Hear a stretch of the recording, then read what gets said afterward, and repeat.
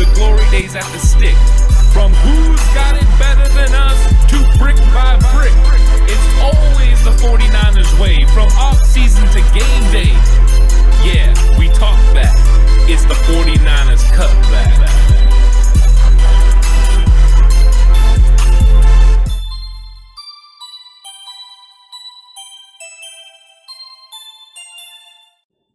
It's 49ers Cutback Podcast time. Welcome to the 49ers Cutback War Room, because we're about to mock draft, and we all have to come to an agreement on who we're going to take. That's going to be tough. This could get interesting real quick. Very quick. Hope you're ready to lose that wig that you wear on your head. Wig this whole time. The whole time. He's like David Spade and Tommy Boy. Basically, it might as well be. My word, I didn't even know it was There's a wig. no way your hair's that perfect. You know, Gorilla Glue. Oh, yikes!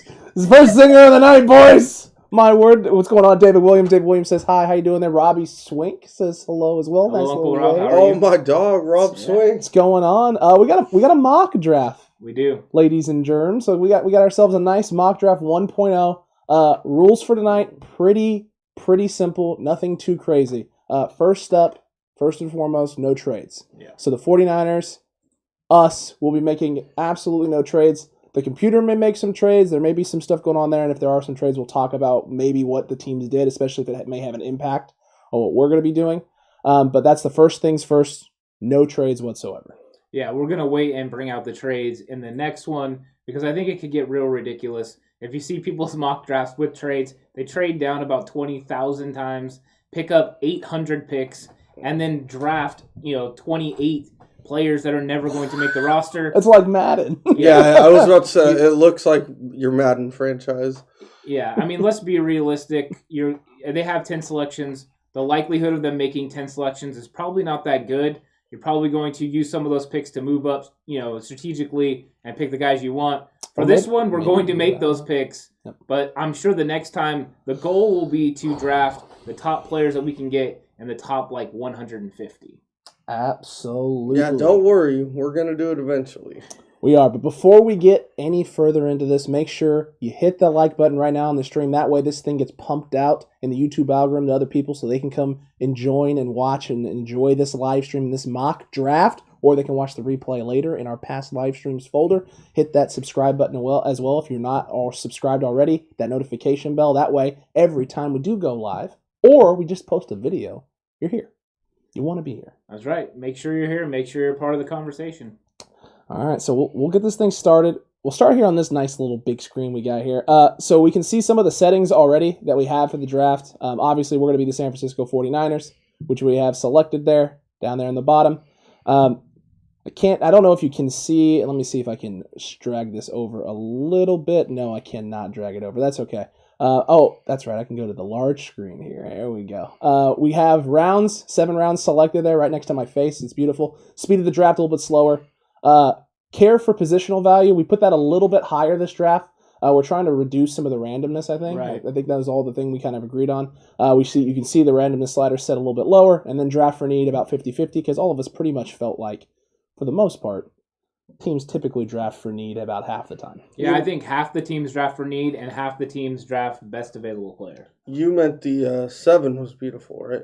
Yeah, definitely not my face. No, we're not talking about my face being beautiful. The 7 next to my face Okay, just double. was the thing there. That beautiful, wonderful round 7. You guys ready to get this started? Yeah, let's get it going. Chat, are you ready to get this thing going? I can't see anything from the chat. I'm going to assume chat's ready. I'm going to assume the chat I don't is ready. see any chats yet. I don't see many chats at all either, but you know what? It's fine. They're just waiting in But anticipation. Alex Horst chatted, so that's cool. He did chat. That's weird. It's weird. All right, let's get this thing going. We're entering this draft right now. On the clock, as you can see, the Jacksonville Jaguars getting wonder ready who they're to make taking. their selection. We're going to start this thing off. If they don't take Trevor, do we just stop? Trevor No, Lawrence. they took Trevor Lawrence there. I mean, is anyone surprised by this? I don't feel like anyone should No, be I don't think surprised. so. Number 2, the Jets took Justin Fields. Jamar Chase goes at 3 to the Dolphins. Micah Parsons. Micah Parsons, the inside linebacker to Penn State, goes 4. Jalen Waddle goes 5. I'm going to tell you, I love me some Micah Parsons, by the way. I do as well. Penny Sewell is gone. yep. Shocking. Zach Kyle Wilson Pitts. gone. Devontae Smith Caleb gone. Farley is a little high. Not when you're the Dallas Cowboys and you need Oh my. Guys. So there's a lot going on there. Interesting. Penei Sewell fell all the way to 8. That is crazy insane. I'd have rather he fell to 12. Devontae Smith there at 7 to the Lions. Sounds about right. Zach Wilson goes to the Eagles after Makes that sense trade. now. Absolutely makes sense. Kyle Pitts goes to the Broncos there at 9. Caleb Farley there at 10. And then Rashawn Slater, the tackle to Northwestern, at 11 to the Giants, which also kind of makes sense. So that now puts us up on the clock. So there's one name that sticks out right away. And I think there's two, right? Because there's Trey Lance and then there's Mac Williams. 100%. There's Trey Lance and there's Mac Williams. Let's pull through some of this here. Let's scroll down. Mac Jones, excuse me. So you have Trey Lance there, K-Woody Pay as well, and then Christian Barrymore. I don't think a lot of us are super high on Christian Barrymore there. No. I don't want to draft an interior. Actually, the highest guy on my board right there in that group is Patrick Surtain. I believe Patrick Surtain is the highest as well in mine, but I do have Trey Lance not that far behind him there. In this spot at 12. Well, let's be realistic. If Trey Lance is sitting there, you can make a nice trade for someone that right wants now, him. the Bears are desperate to come up and take Trey Lance or Mac Jones. And even New England, in fact, if you can even New look, England might be, honestly. the Vikings here want to trade with us really badly. That's interesting. The Bears are here as well, and you can see the Bears at 20 would want to trade up about 10 spots there and try and get themselves and we into would this be spot. able to get the haul like Todd McShay talked about, but we Absolutely. can't trade. No trades. I do not want to draft Trey Lance. No, I think me I think a lot of 49er fans would like to draft Trey Lance here. I don't want to draft At him. 12, no. No, and in fact, the only guy in that list that I'm really interested to either draft Patrick Surtain or a defensive edge rusher. I think Gregory it's a little Rousseau early. still there?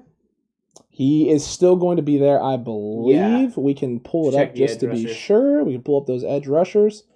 I think that's a good... See, I rate Russo above both Owa and Kwity Paye. I don't do know as if well. I don't know if I have him above Kwity Paye. I think it's close. Oh, But Russo there, I do like Russo there. I'm low on Kwity Paye. And I think the thought process here for most of us is that I think as much as we all would like to go check DB, out corners too. as much as we'd like to go DB here, I put both of them in there. We don't want both. We just want one of them. As much as I like corners here, there are some guys on this list that I like almost as much as Surtain that we can get a little bit later. Yeah. If this exact scenario came up, I would want to trade back. Yes. To me, 12 is not the sweet spot that everyone makes it sound like. It is the sweet spot for trades. But since we have to make a pick, I think we need to decide if we want to go corner, Patrick Surtain or J.C. Horn are the two options at corner. Edge rusher, we have those possibilities. I do not like Kwity Paye, so I will not be going with. I do not want to go with Kwity Paye. My personal feeling is that Farley is the corner you would want there that's worth that pick. And I think on my board, this is a Gregory Rousseau if you're not trading. Gregory Rousseau is lower on my board than Azeez Al-Jawlari, just so everyone knows. So that we are going to have to come to an agreement on somebody. So the question is, do we want to do that, or is there still an offensive tackle that we might want to choose? Is Rashawn Slater still available? No, Slater is gone. Picked. He's gone. He was one of the first ones gone. You have Darius Shaw, I don't go into Tevin the 20s. Jenkins, and Elijah I have Vera-Tucker. I have Darius and Vera-Tucker in the mid to late 20s. All right, so I think it comes down to whether we want to go edge or corner. I think we need to go edge. We need to go edge? I think we should go edge here. So are we going to go Rousseau? I have Rousseau above Azeez Al-Jawlari So do I. on my list here. All right, I'm just going to tell you guys are wrong, but we can draft him. I'll tell people why, though. Ojulari is a speed rusher off the edge. I think that Rousseau may translate more to the inside. He reminds me more of a little bit of a more athletic Buckner. I don't think he's that much different than he is, stature-wise. He's putting on size. He didn't play this year. Ojulari is a speed rusher from the outside. Yes, he fits more in a 3-4 scheme, but I think this is the D Ford replacement because of the speed. But we can go with Gregory Rousseau. I don't hate him. I like him. I just don't like him as much as Azeez Al-Jawlari. In fact, I'm not even sure I like Gregory Rousseau as much as Jalen Phillips. I mean, I like Jalen Phillips, but to me, he's an early second round guy. What about your boy Collins here? I absolutely love Zaven Collins. I don't think there's any way they would take him at 12. Okay, all right. But I think he may be he may be like one of the greatest sleepers in the draft. that no I'm one fine talks with about. either Russo or Ojulari. David Williams here is thinking we need to definitely go cornerback or D-line. He's thinking we need those things heavy. Excuse me, O-line, I think is what it says. Oh, he thinks O-line. O-line. So he's wanting to wait to go edge rush. I don't think O-line is a pick you're going to take here unless it's Rashawn Slater. Or, God forbid, something happens and you get Penei Sewell there at 12. Well, if Penei Sewell was even close, yes. Yeah. But I think that besides Penei Sewell, Slater, because he can play guard and tackle, but there's guys you can get in the second, third, fourth round to play interior line. Mm-hmm. And Darisaw would be too early if you're not in the 20s. I can tell you right now, if on draft day, if we are live, if Penei Sewell falls to 12, I will flip this table. If he falls to 10, I think there's rumblings that maybe you trade up. If he gets to 8 where Carolina's at, I think you're trying to trade up to get him. I think so also. Well, that's another mock draft, though. That's another mock draft. Let's go with the safe one. We'll go with the one Gregory Rousseau. We got two of us here who are comfortable with him a little bit higher on our board. We'll take Gregory Rousseau there at 12. The Chargers are now on the clock. They are going to be picking, and they are going to be taking, it looks like defensive interior line is what they need. So we got Surtain, Trey Lance to New England. They took Christian Barrymore, Patrick Surtain. Bad pick by the Cardinals. Patrick Surtain goes. Bateman to the Raiders. Look at that. That's a little early. That's a Raider pick. A little bit. Mac Jones, I see that to Chicago. Chicago needs him. That's why we could have traded back to 20. Yeah, and New England took Trey Lance there at that spot. And if we would have traded back to 20, we still could have got an edge rusher that we wanted. Mm-hmm. Rondale Moore at 22 seems early. Or J.C. Horn, who went... Yep, J.C. Horn to the Pittsburgh Steelers to replace Joe Hayden would make sense. See, I would be fine with your guy Ojulari at 20 if Russo went above that. Kyle Trask and at getting 28. extra picks. Yeah, that's early. That's very, very early. Asante Samuel in the first round. I think that's early for him, too. Absolutely. Zaven Collins goes end of 2. Man, what a pick for Tampa Bay there. See, to me, that's a little high for Ravens as well, because I think he's going to be an interior guy in the pros.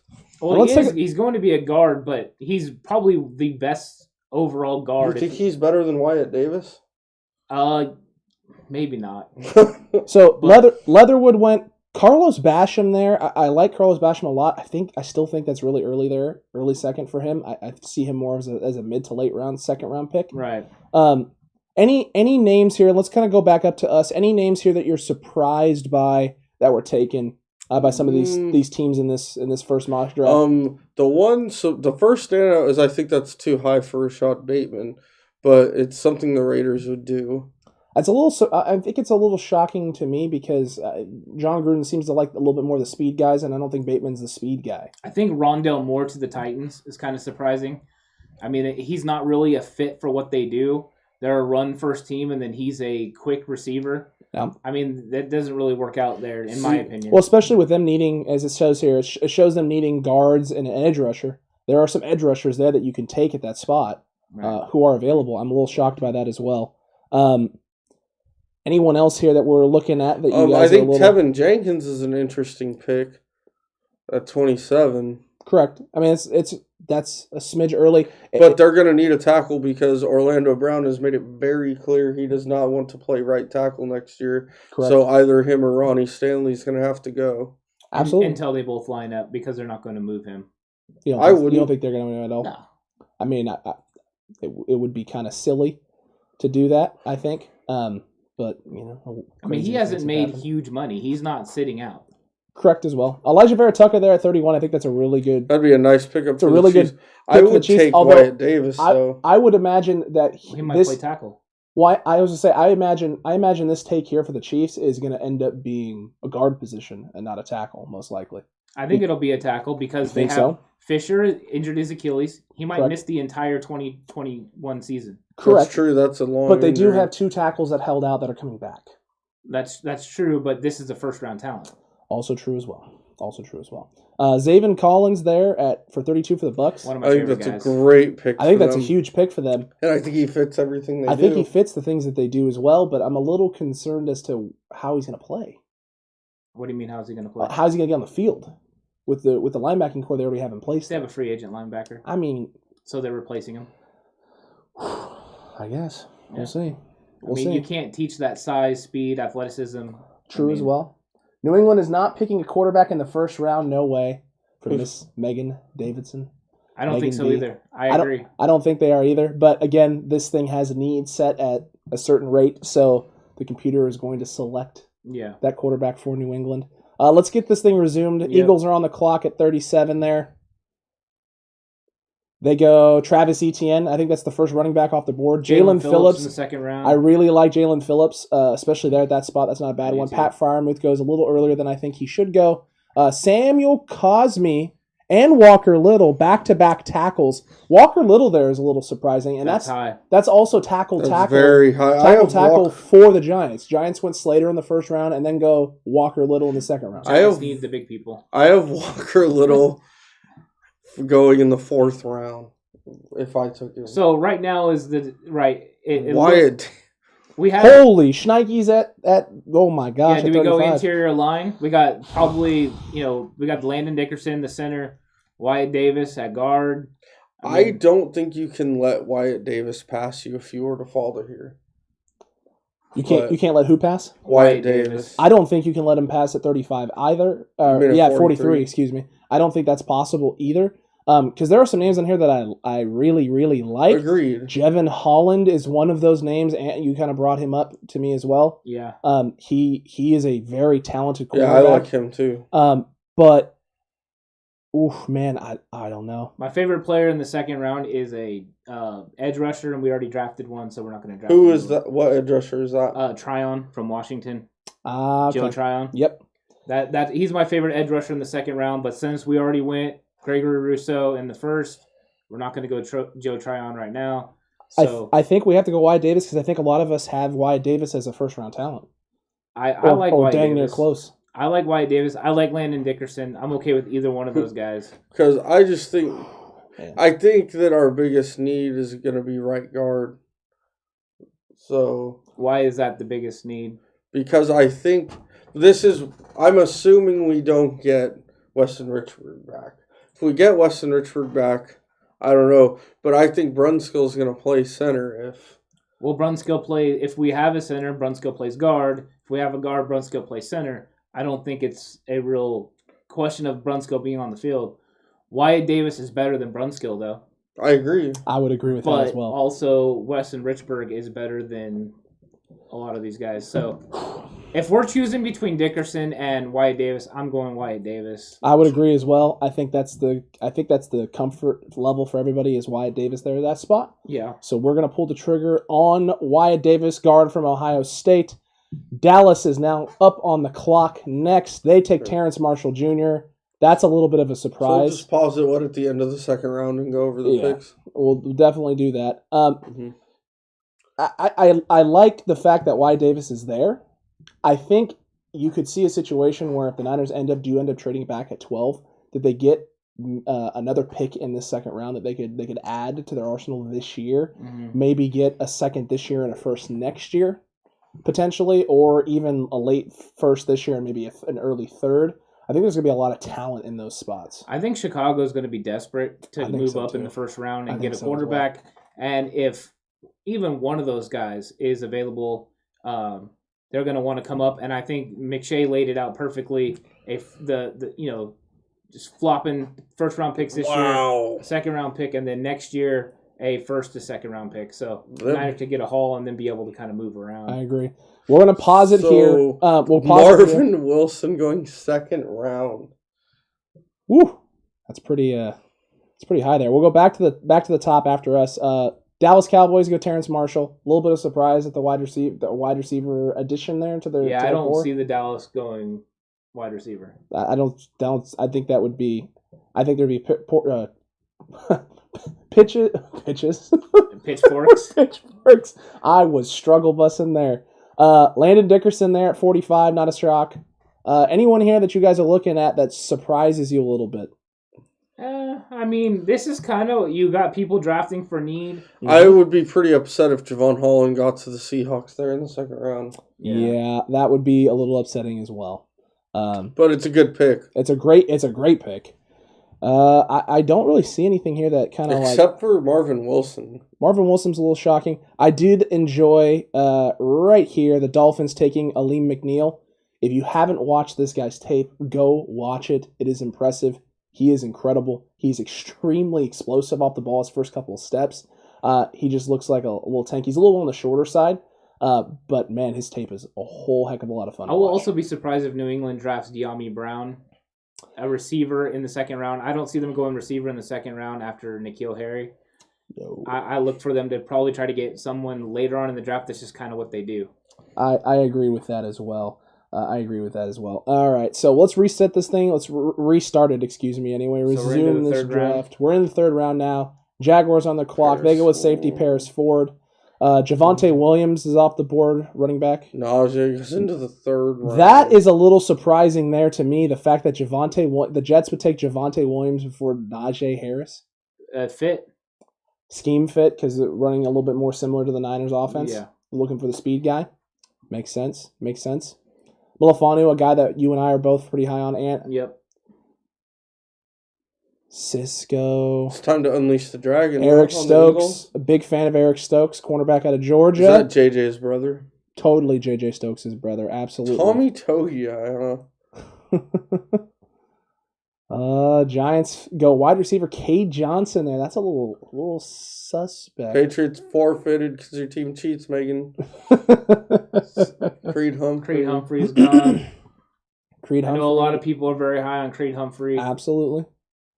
Jamie Newman to the Washington football team. I can see that. Good also. I still think that's early for him, but I do as well. It is what it is. Jalen Darden. Oh, that's the guy from North Texas. That guy's Davis pretty good. Mills. Davis Mills. Don't see it. Interesting take there. There's Kenneth Joe Tryon, Gainwell. made it all the way to the third round. Wow. That's I'd be surprised nice if because that happened. he's a guy that you're in the second. There goes Benjamin St. Juice. I'm a little surprised by that there in the third. I think he's the third. I think he is too. I'm just surprised that they have him going there to Minnesota. I figured that would be a Browns pick. Oh, could be. Browns went back-to-back edge rusher in this one. Brevin Jordan. Chargers, that's a good That'd be a move. great value pick right there. Well, especially Absolutely. Hunter Henry's a free agent. Correct. Jordan Smith, a guy that I'm a big fan of at a UAB, and you are as well, Ant. I love him. Love that guy as well, especially in this round. That would have been a nice grab there to get. I do see two names right off the get-go on the board right now that both of you are huge fans of. I Demetric like both of Felton, them. a guy that you have projected round 3, Yeah. Ant, that you love to death. Amon-Ra St. Brown, a receiver that Horst, if you watched our wide receiver ranking special, Horst has him in his top 5 receivers in this draft class and in the 49ers scheme to fit. Those are two really good guys there. There's also a center here. Oh my center God. we're a fan of, Quinn Minears. Yeah. He lets is the belly out. right around in this area as well. Quincy Roche, and another guy that's on both of our big boards that we Look like at a lot. Dylan Moses down here. Dylan Moses, linebacker out of Alabama. Big fan of. I like Cornwell Powell as well. Cornwell Powell. I will say this. I think it's a little early to go receiver. I do as well at this point. And I think we can't go interior line since we already did go interior line. Correct. I don't think we can do that again. I don't want to go running back, even though I love Demetric Felton. I do not want to go running back in round 3. Correct. I think we need to address we need to get a good value pick here. Okay. We might need to look at the cornerback position, possibly. I mean, I'm willing to look at other things, but I think there's your boy Trill Williams, Ant. We have. I him. love Trill Williams because I think he would be a great nickel corner at the next level. He's a playmaker. He finds the ball from Syracuse. This guy, he hits hard. He's a good player, and I like him in that place. I know you guys weren't huge on Sean Wade, but Sean Wade's somebody that I like as well. But in the third round is different than we're talking for. Or Right. excuse me, we're in the third, right? Yeah. Yeah. In the third round, Sean Wade has a lot of value. Correct. I meant as a high pick. I don't Right. want. Sean- I do have guys I like later on, and I think we probably need to address the cornerback position more than once. I agree as well with that. So do we want to go corner in the third round and address it again later? We can. We're going to go 15 picks from now. We're going to have another choice. Let's be honest. They have 0 corners on their roster at the moment. Correct. So And picking up 2 is. I'm going to be 100% honest. I got some corners later in the draft too that I'm a big fan of, Ant, that are on that list as well.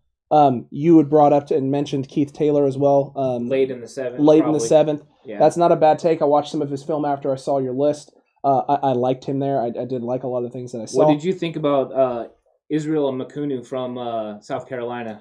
I didn't watch a whole lot, but I did like some of the things that I saw out of him. A few of the things. He doesn't get beat a lot. and he's 6'4". He's like Huge. 205, 210. He's got to put some weight on his frame. A little bit. The physicality isn't there yet for him. Yeah. But you don't have to worry about people like picking size-wise on him. And I think the physicality based on his frame and everything else that he already has, like built in, I think the physicality portion can come with it. Because he's not... You don't watch film and walk away and think soft. Yeah. You just watch film and think he's got a little bit more than he needs to add on. What happened now? My guy Jason Hill's comment and said nothing named Cornwell ever. Yikes. Big yikes. Anyway, that's beside the point. I think there's a lot of good corners right here in this spot. Kerry Vincent is a guy that I had brought up and talked to you guys. You did. He led the SEC in pass defense and pass breakups in 2019. Do you think it'll be early for him, though, considering we're at pick 102? We're at pick 102 in the third. I think he's probably closer to a mid-fourth round talent. I don't think you take him here. I do like Trill Williams. I do like Shaun Wade. Unless you're really feeling Israel. Not this early. Okay. Then I think my feeling on Kerry Vincent is he plays with good technique and he's all out and all that, but he's not a top-level athlete. Right. No, he's not a top-level athlete, but we've seen some 49ers. Oh, I didn't say he won't be good. Yeah. I'm just... He could be. That pushes him down the board. I think it's a little bit of a risk, and the fact that he didn't play this year also brings up some red flags and some concerns as well, because you don't have tape on him this year, so you don't know how much he's developed, if at all. Yeah. And the cornerback position is one of those positions where as a receiver, you can go run routes against air, or you can go run routes against Joe Schmo and at least get the comfort level. Not playing a year of college football and then coming into NFL with wide receiver speed is a whole different ballgame. Maybe we should take KNDR Collectibles advice and not draft a corner, just sign the lockdown corner Brian Allen. Big yikes. I know who that I don't know who it is, but He's related to me. I'm a fan. Yeah, we definitely want the trash. We want the trash Caleb. can. We want the trash can. Caleb, that's a good one. I 100% like it, buddy. want the trash can. What are you guys' thoughts here on Shaun Wade and Trill Williams? Where are you feeling? I like them both. I think Shaun Wade has the ability to play inside and outside. I think Trill Williams is more a nickel corner. Okay. So if we want somebody that has more versatility, I would say we go with Shaun Wade. I would go Wade before Williams, but both guys have a lot of potential. All right, I think the consensus is in. I was fine with either one of these guys. It sounds like Shaun Wade is the pick, and Shaun Wade is the pick there, round 3, pick 102. Amon-Ra St. Brown goes immediately after that to the Rams. That doesn't actually surprise me. That seems like a pretty good fit there for because him. they need Robert Woods Part 2. They do. They just a nice big run of receivers there off the board. Some cornerbacks going right after that, so it's a good thing that we took the corner when we took the corner. Dylan Moses falls to the 4th round. Demetric Felton falls into the 4th and goes to the Bengals. That's a good take there. Quincy Roche. That's a really good pick there in round 4 for the Panthers. If he's there in round 4, oh my Lord. Dave, your Cowboys just got a big-time guy. They did get a big-time guy. Deontay Brown goes after that as well. It's a guy that's starting to move up a little bit on my boards. Just a smidge. Okay, guys. Linebackers available. Best available, some linebackers. You have Trey Smith here. Mm-hmm. A guy that I have fairly high on my board. 22. That wouldn't be a bad take necessarily. Another guard? We just took a guard. Yeah. I know. I don't think we can. Trill Williams is still available here. Trill Williams is still... See, I wouldn't hate taking corners back-to-back here because of how much the Niners need. Okay, I'm going to bring this up. When do we have to draft a quarterback? Do we have to? Is that the rule? Because out of those guys, Shane Buechele, and it's not close to me. Shane Buechele and Sam Ehlinger, I think. Sam Ehlinger went to Texas. I think, yes. The other guy that I like is Kroom, but he doesn't seem to be on PFF's board. He was earlier. Yeah, Dustin Crum. He'll come up eventually. Ian needs to book a flight home. That's not nice. Why isn't he on there? He's not on here at all. So unless someone... He was on there yesterday. Unless someone took him, which would have been crazy, and we just somehow missed it. Okay. I think you can, but I think you wait until round 5. So, okay. I just want you to know I just wanted to bring it up. I just want you to know Cowboys took my guy.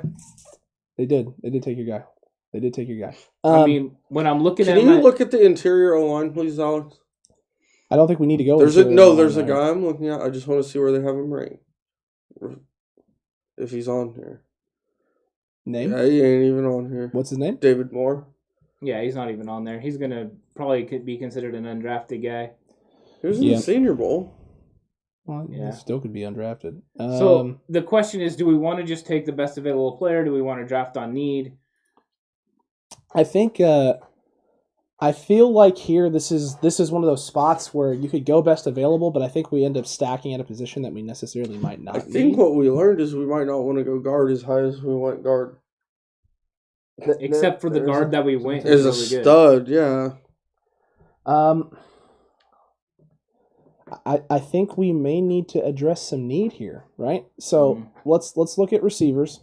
Let's see what we got. You have Nico Collins there. You have Amari Rodgers. Oh, I just like Nico.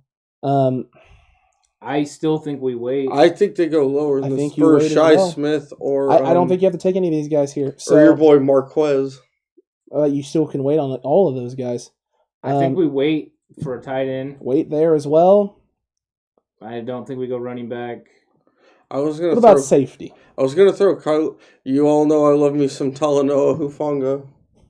I like Hufanga, but not this. A little lower. I don't like any of these first safeties up here on the board. The first three I'm not fans of. Yeah. And the guys that I do like, I like Stearns. Stearns, but he's gonna fall. It's 174 is what his rank is. No one's gonna come up and take him that early. The guys I like aren't even there. I like Nasruddin. He's not there. Yep. I think we can definitely wait here. 100%. So let's see what else. If you just go look at best available, you have linebacker here from Georgia, guard from Illinois. I don't think any of us want to go interior O-line here.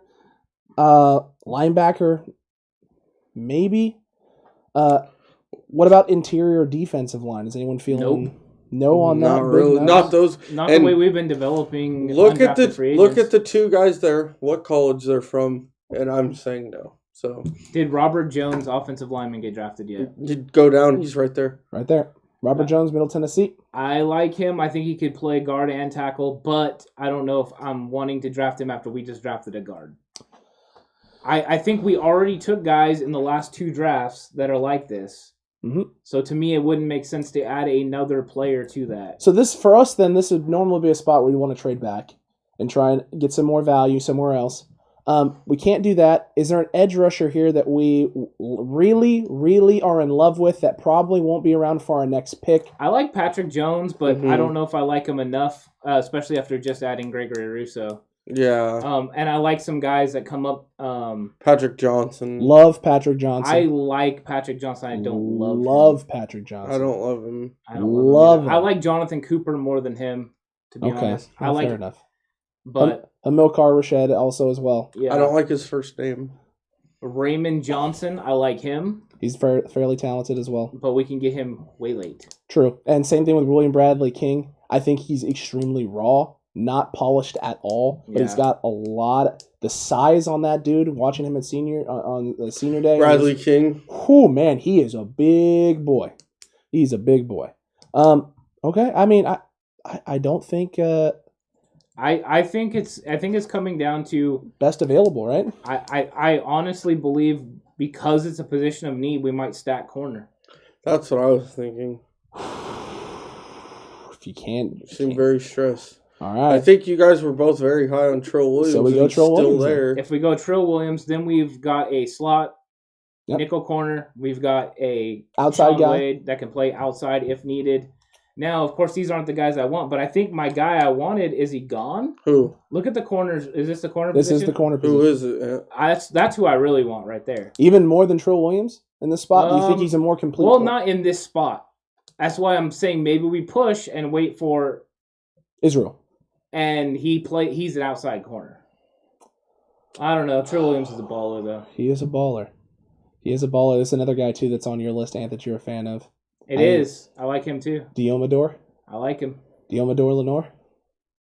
He's another guy that fits what, we're looking for. Yep. Another guy as well that's on my list, Shamar Jean Charles. Watched him. Hated him. You didn't like it at all? Absolutely hated him. Oh, my Lord. He may be the worst. Nation I don't know about that. I love the physicality that he plays with. Dude, he stands still. He is tall. He is very tall a lot of the time. He sits back and doesn't press. He doesn't do anything to make ground on the ball. He presses on the ball pretty well. Oh, I like that. I don't like that. Matt Burgo says draft all UCF because they're the real national champs. Hey, now. That's not a bad idea, Matt. That's not. So we just have to decide if we want to go Trill Williams. Or do we reach on a quarterback? I don't say we don't reach on a quarterback. You don't want to take Shane Buechele here? No, it's too early. Too early. It is too early. Too much. Come on, it's a 4th round. It so is. I think it's the edge rusher or it's corner. Okay. And we have to decide if we want to go Trill Williams or Israel. I think it might be too early for Israel. Would you rather have Patrick Jones or would you rather have Trill Williams? Trill Williams. Trill Williams. There it is. Agreed. All right, Trill Williams it is, boys. There's the pick. I'm not that huge on Patrick Jones. He's solid, but I'm not like in love with him. Yeah. So we got Kendrick Green. We got some interesting stuff about to happen, I think. Oh yeah. Very Always. interesting. Ambry Thomas. I didn't like there. him. Not a huge fan. Trey Smith there to the Jay Texans. Tufele. That's a hey, your very cousin good take. Jay likes the Dolphins. They picked Jay Tufele. That's There you go, JJ. rad. It's rad. It's totally Yeah, Matt rad. Burgos. We skipped the Michigan corner Ambry because he's not very good. Oh, I mean, big yikes. I think it's fit. A lot of times too, when you look at these guys, you're looking at certain things and fit. And I just think with Sean Wade and Trill, we got guys that can play inside and outside. Yeah. Trill more so inside, but Sean Wade can play both. Both come from big programs. True. Ohio State, Sean Wade. Michigan, big program, but Absolutely. Kellen Mond, the Kellen Brady Mond. replacement, huh? Interesting. Another good pick, Dave. Kerry Vincent. We know that's not really the Cowboys picking. dude, but how many corners are the Cowboys going to draft in the last 2 drafts? There goes Chuba Hubbard. Interesting pick right there. That's a good pick for Pittsburgh, I think. That is a really good pick for Pittsburgh. They got to do something Nico about their running Collins, backs. By Nico interesting, I just Collins. mean it caught my True. Yeah, caught your eye. Patrick Johnson going Made it top all of the the way to the fifth. 5th. That's about where I had him 4th. Oh, and Well, we weren't going to take a 3rd corner. no. No. I mean, unless we do with somebody in the 7th round or That you're something taking like a fly on. You're Trey taking a flyer. Sermon, All the huh? way in round 5. Josh Myers finally off the That's a board good of the pick. Panthers. I'm a fan of Josh Myers. Hey, Frank sucks. Oh, man, that's rude. But, I mean, he's not very good. Okay. Oh my god, I got picked one pick before us. Who's that? Talanoa Funga. Okay. All right. We're in round 5, pick 156. So who's going on? We right still now? have 1, 2, 3, 4, 5, 6 more picks That's it? left. We have 6 left, including this pick. So I know you guys both are big fans of Marquez Stevenson. I'm not saying to pick him here. What I'm asking both of you is where I do know. you? I saw him too. Because that's who I was thinking right there. Is Kylan Kylan Hill. But where do you guys see them able to pick Marquez Stevenson? It's kind of surprising to me. I figured based on the speed alone that would jump him into the 3rd round. It's I don't looking know. like in most mock drafts, he's going in rounds 5 through late 6. Yeah. Late 6. So Marquez, I wouldn't reach on. Even though I have him in my top 5, I think I still wouldn't reach there. I would push it back and wait. So we don't have to go quarterback here. No. But do we go running back? Do we go wide receiver? Because we got Shi Smith. We've got, our running backs that we like. Personally, I don't think you can let Kylan Hill get past you here. But Yeah. I really like what he does on tape. His tape is... he does a lot of good stuff. Matt Burgos says that Ambry's not good like the Niners aren't good. Oh, okay. Interesting. Yep. He's also asking Interesting. why we didn't grab a quarterback in the draft. And that's because we still have a guy on the board that we like, and he's going to be available here shortly, and we'll probably be taking him. We may not take him with our next pick. It may be the pick after that. I think he still might be available. I If still you think go that to there's guys left receivers- better than Jared Goff, and that's Matt Burgos' quarterback. There you go. That's If true. you go to receivers, where do they have Stevenson ranked? So let's look He's at... below Shi Smith. He is below Shi Smith. I'm just curious where they have him ranked. They have him down here at 211. Woo! That's So a 6th just round above pick, Horst. Trevon Grimes. No, I'm just And curious. I consider Grimes the 7th. Because, and my reasoning for seeing Stevenson down in like I this, like him too. down in like the Freaking. 6th round Josh Adams. is injury. Oh, you like both of these guys right here. Yeah. You're I big know fans. why you like Josh. It's because you went to USC first. No, you know why I like him? Because he reminds me of Mohamed Sanu. Oh. To me, body style, the way he runs routes, Mohamed Sanu. Agreed. I mean, it's not a bad one. So, do we go receiver? Goff is gonna die in Detroit, according to Matt Burgos. I think that's accurate. Mike Burgos says we trade for Mariota, then we don't need to draft a quarterback. Big yikes. Big, gigantic, fat yikes. I'd rather have Jameis. I'd rather have Shi Jimmy. Smith there. I like Kylan Hill. I like also. What are your guys' thoughts?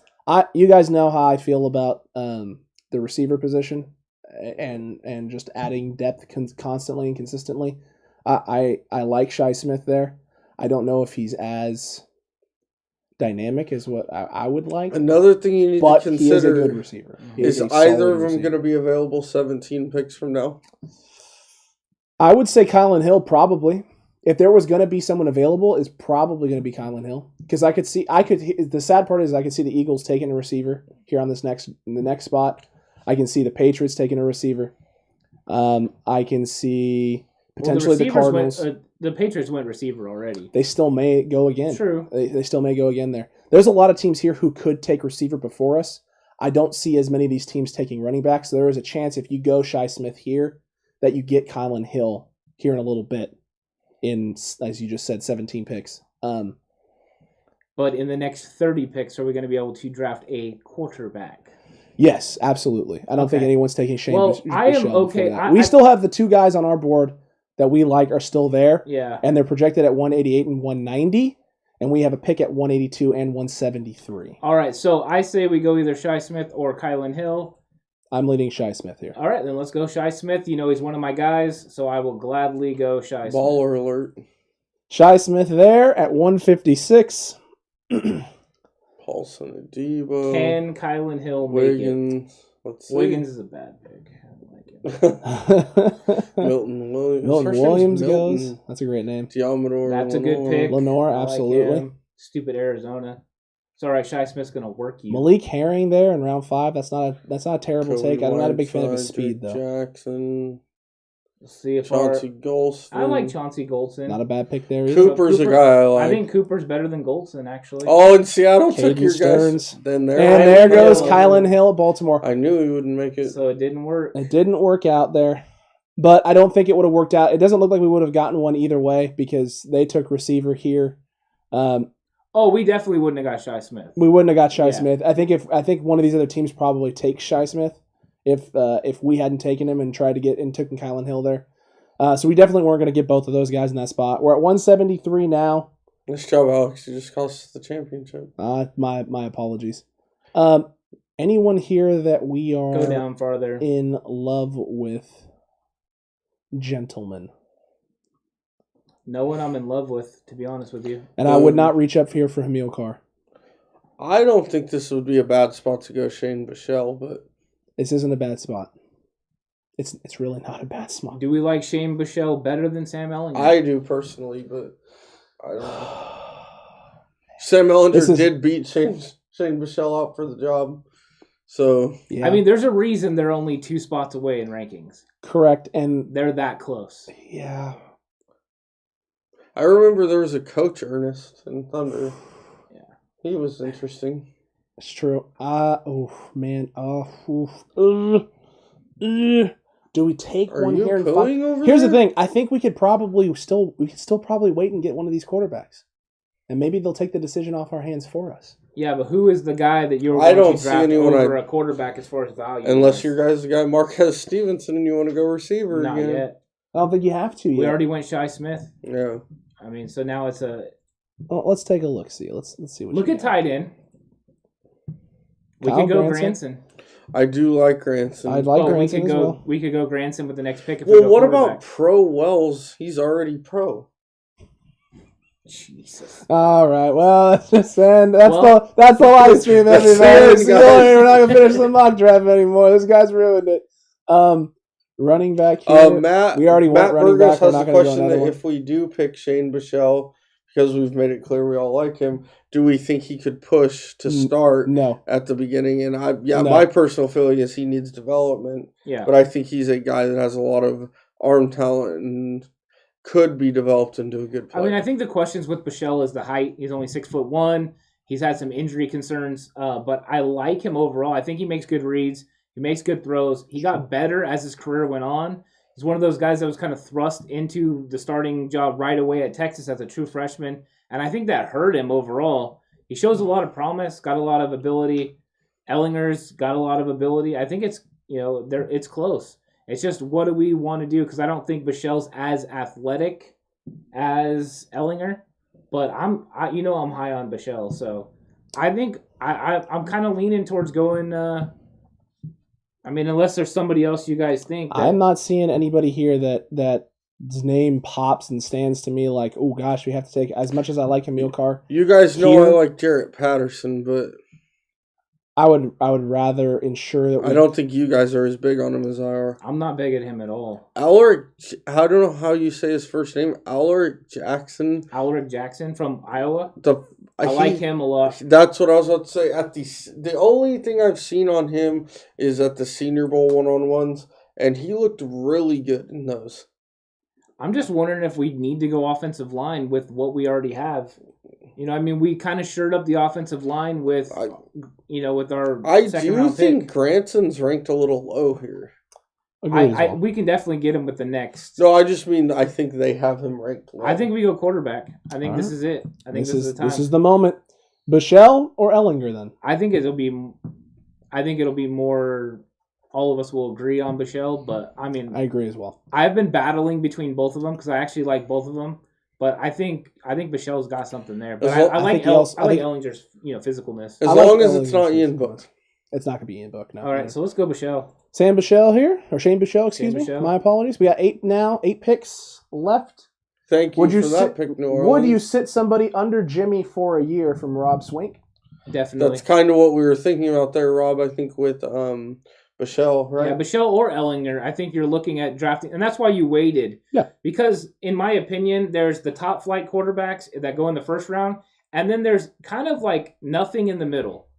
And I don't think Kellen Mond, I don't think that Kyle Trask, I don't think those guys are value in rounds 2 and 3. So you wait until you get to the 5th round and get your value in these two guys. To me, the difference between Kellen Mond and Shane Bichelle is...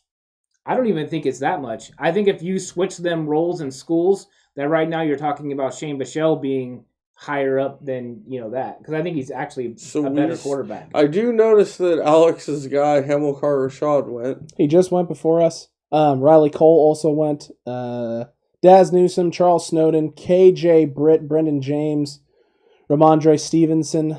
It's an interesting pickup by Green Bay. I don't really think he fits their offense, Ramondre Stevenson. No, he doesn't. It's a little bit of an odd take there. Jarrett Patterson, a guy that you talked about during our draft rankings, that you're a big fan of their horse there at 186. He's available. I know you guys. Reed Blankenship, who Matt Burgos keeps spamming in the chat, he absolutely apparently loves him. He says anyone with the last name Blankenship is obviously a savage. I don't know about that, sir. Mike Burgos does think that we should have got Shane Falco instead of Shane Bichelle. So that's a good. That's not Footsteps Falco. What's it? Yeah, from Ohio Footsteps State? Falco. Any names here that you guys are in love with? We see Granson. I keep going back to Granson and Alaric Jackson. So this is a thing here where if we feel that this would be the place to pull the trigger on something like this, you could reach on a Kyle Granson and hope that Alaric Jackson, we do pick at 196 right before this. So there's a chance that Jackson could still be there if you're a big fan. And I know you guys, I know it'd be doubling up, but I still think we're at least a pick away from thinking about him. But your guys' boy Stevenson, correct. I think we still got some time on him. Matter of fact, let's pull it up and make sure we'll see where his. He's like in the 200s on here. I mean, he's still got some time. I think we're pretty. We could go at 198 with him. At 196, we 196. The question is, is this the time you just drafted Shane Bichelle? Is it the time to draft his tight end, someone he's comfortable with, and Kylan Granson, and add him? Ross Dwelly's a restricted free agent. Maybe he's gonna be gone. And you add Granson to the offense, he plays more of an H-back role, which is different than what George Kittle does.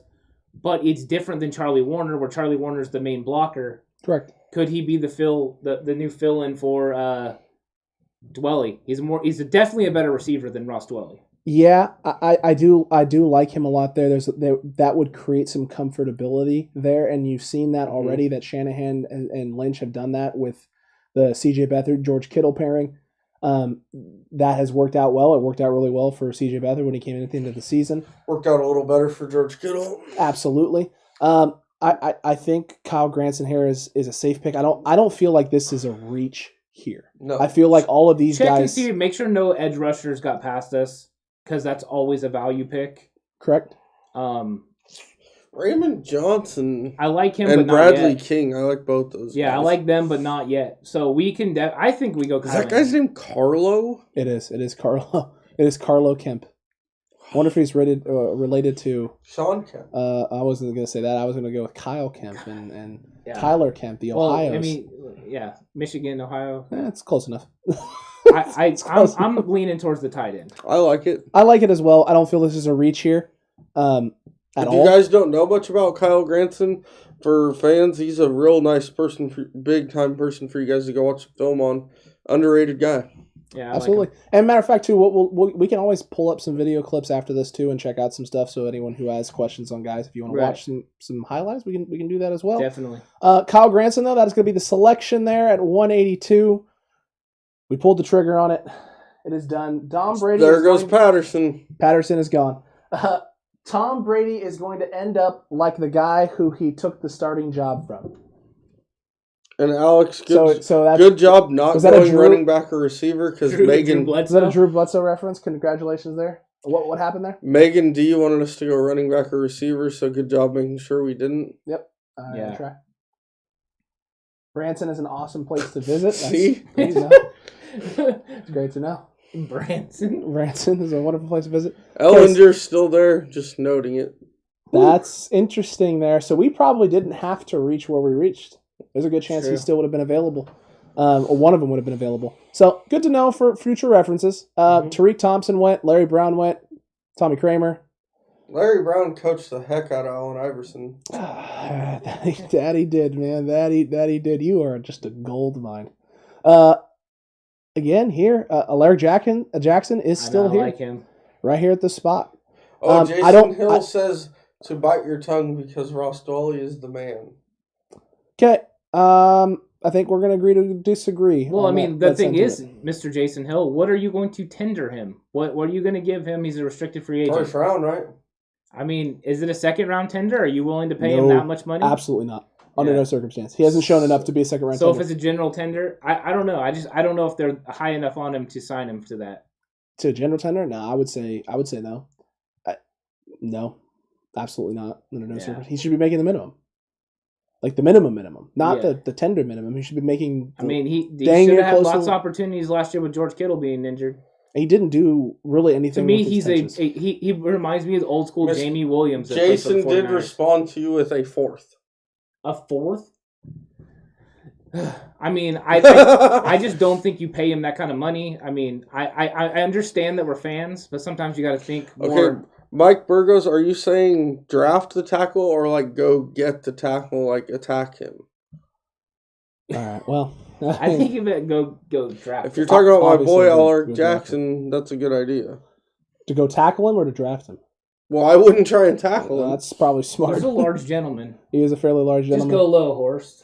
I don't think it'll work. Let's take a look at those edge rushers as well, just to make sure that we're not missing anything here. I mean, Teron Jackson, Raymond Johnson. You aren't seeing your boy Stevenson. See, I think Johnson and Bradley King are of similar value, and I think King will for sure still be there the next time we pick.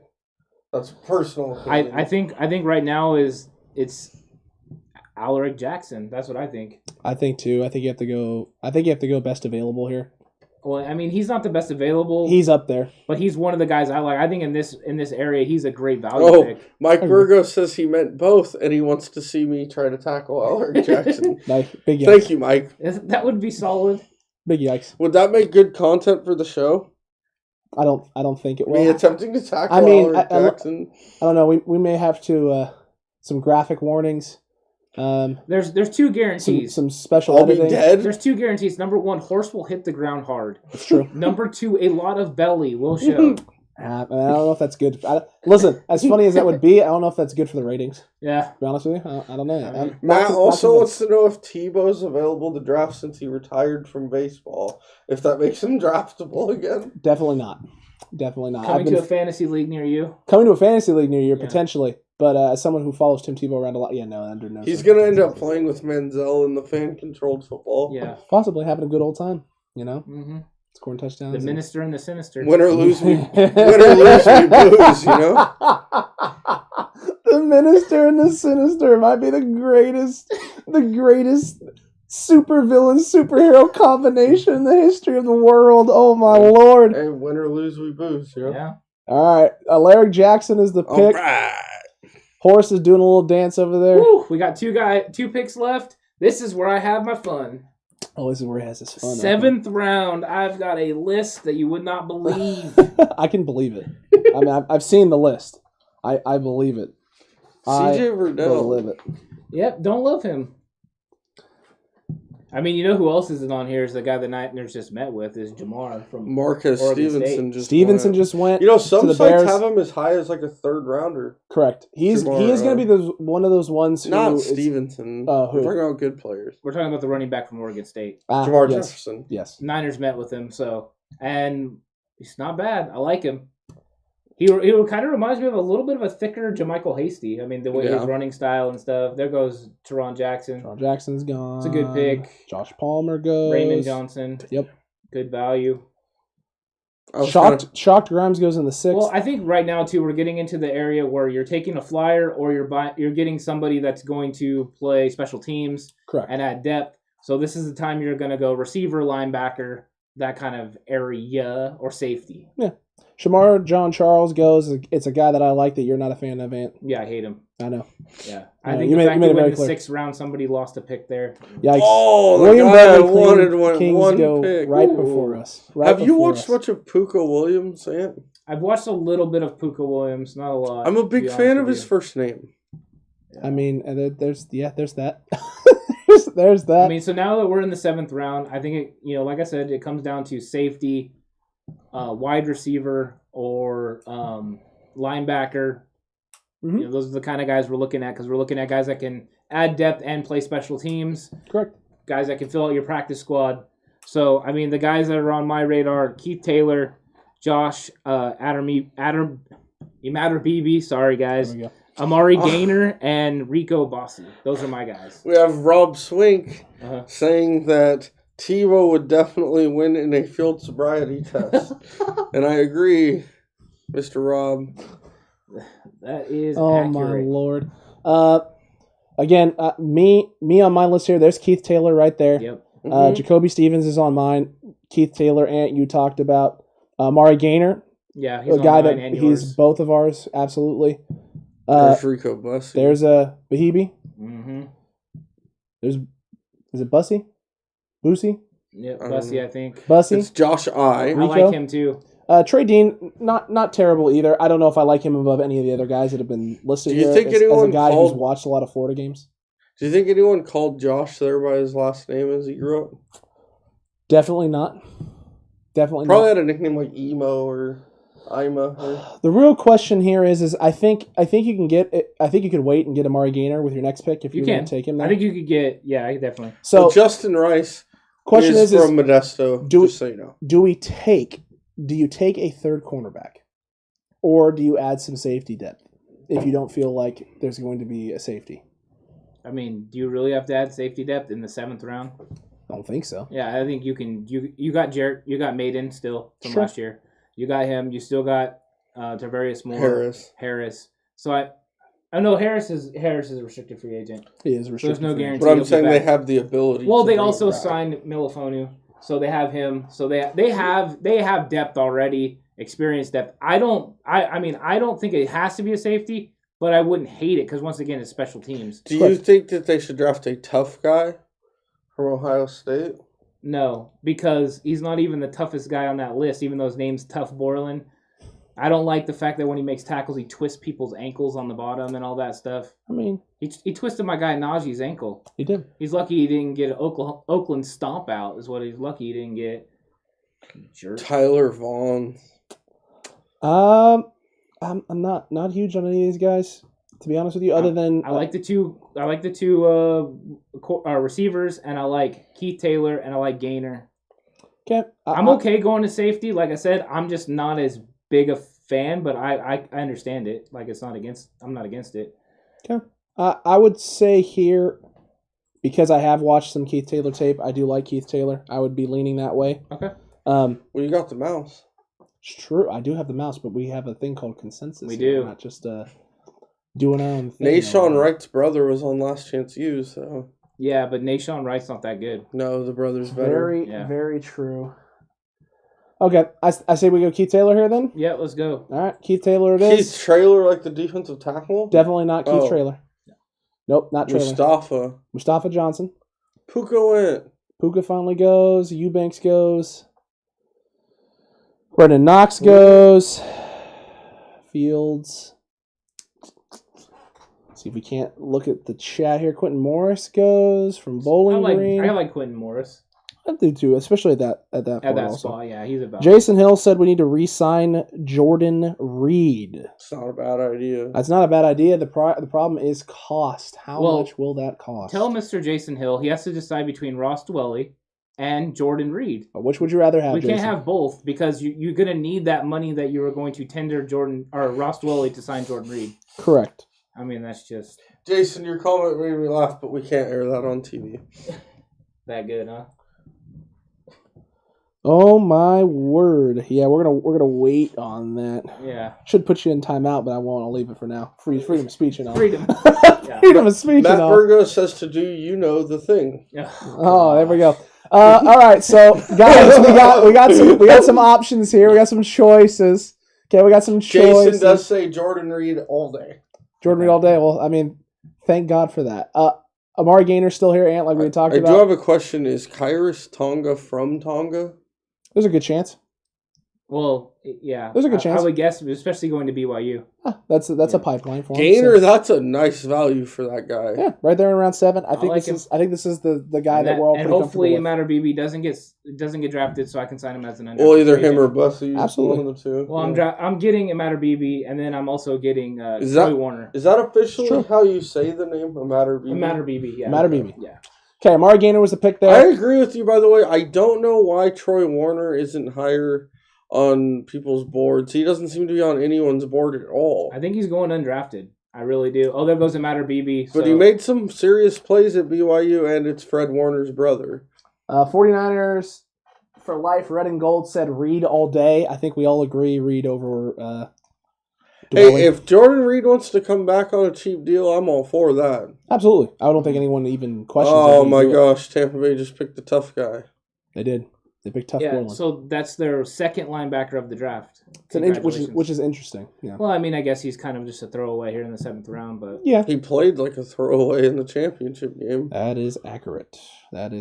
And Mr. Irrelevant is Dax. Wow, we get a D- for Gregory Rousseau. That's an interesting D-. We got good grades on. No, you know why you got a D- because it wasn't listed as need because they don't know anything about the 49ers. How do they give us a C+ on Wyatt Davis? Because it wasn't listed as need. Our needs were quarterback, wide receiver, and cornerback. So that's why when you get to Sean Wade, you get an A. Yeah, Shane Michelle, you get an A+ because those are positions they consider of need. Correct. Not what us as 49ers people actually. Alaric Jackson should be an A.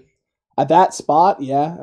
It should be at least a B, you would think. But again, they're looking at it in terms of need. But let's go up and let's kind of go over these. So right away, Gregory Rousseau, right? This guy really helps our pass rush. He is an insurance policy. We don't know what's going to happen with D Ford. I know a lot of people think he's going to get cut. Now all the things going in there with the injury concerns, and now he gets money.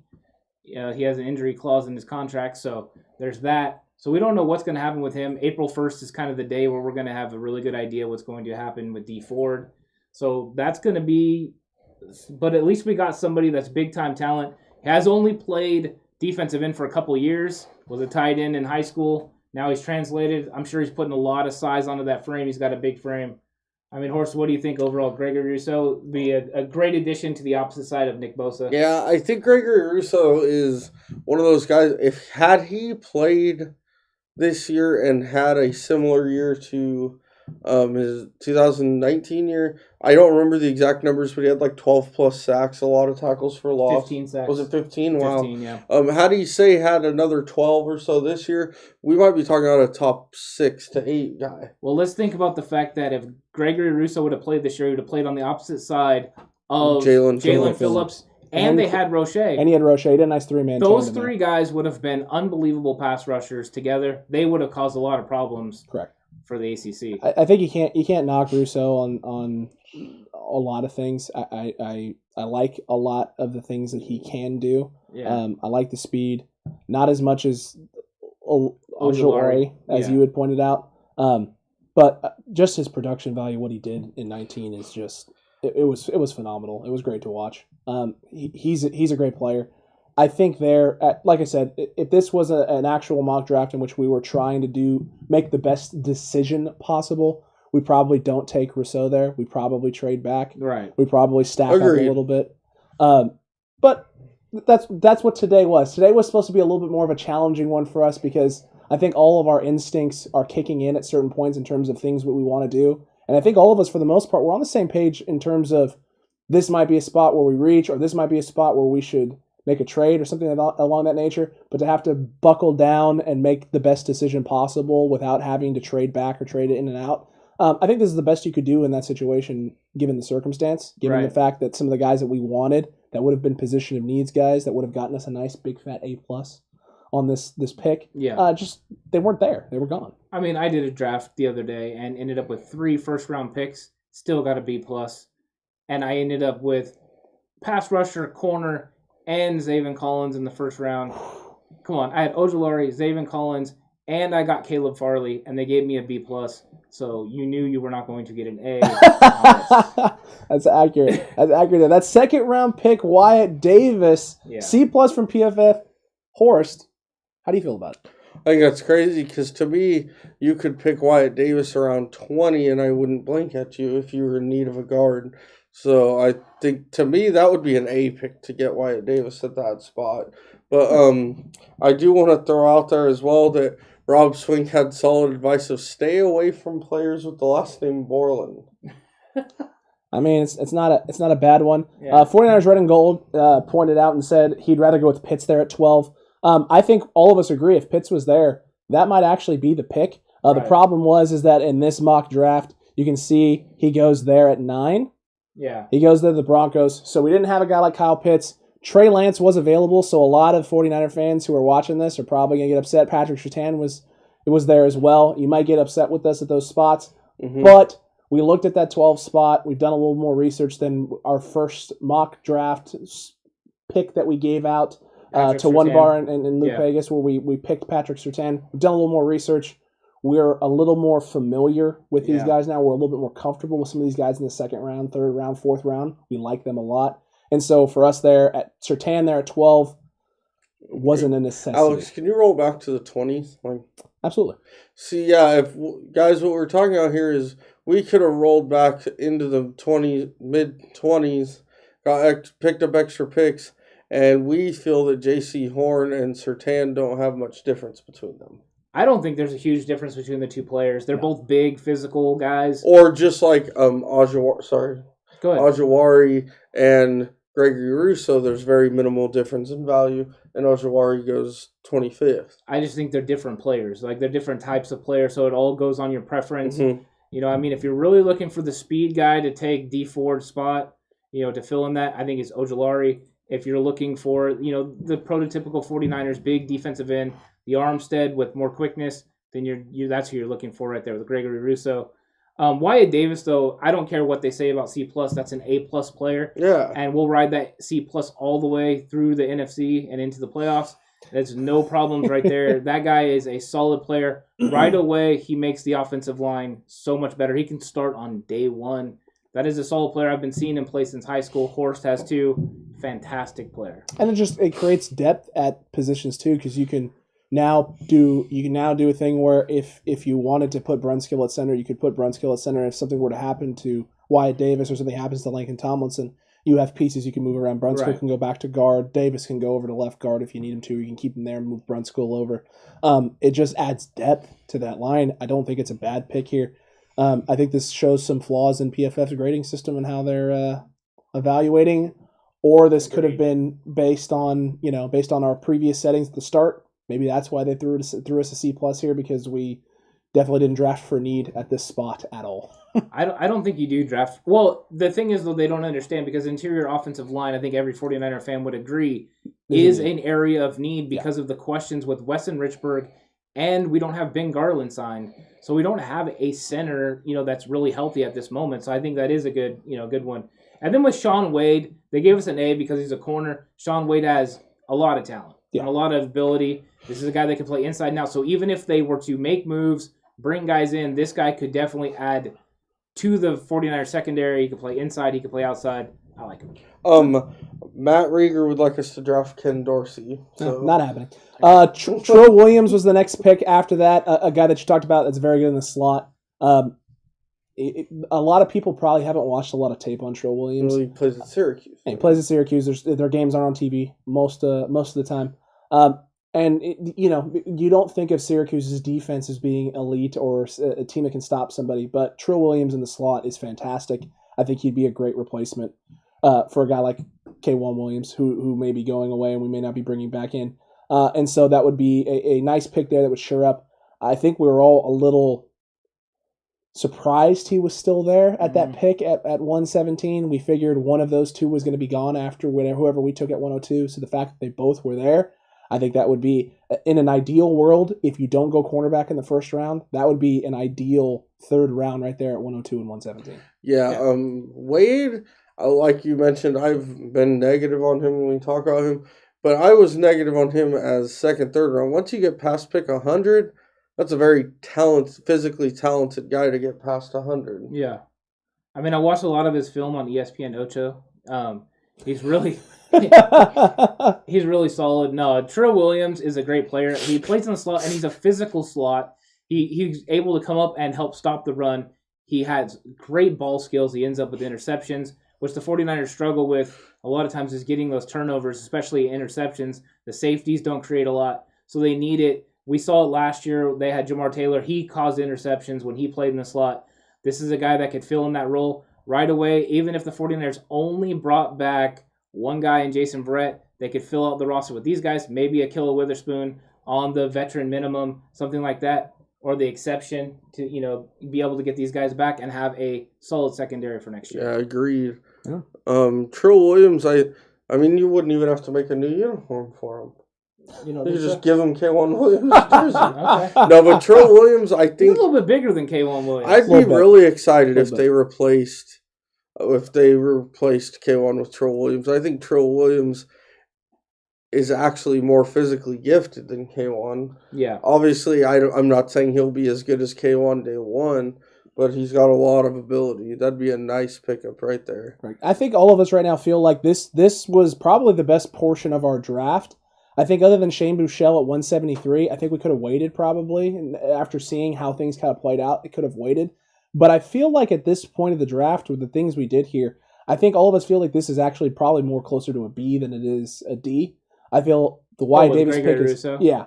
I feel the Wyatt Davis pick is an A. It's not even close. Yeah. And I think we pretty much, if you ran the table here, from rounds 1 all the way to that Shane Buechele pick in round 5, this is a home run draft.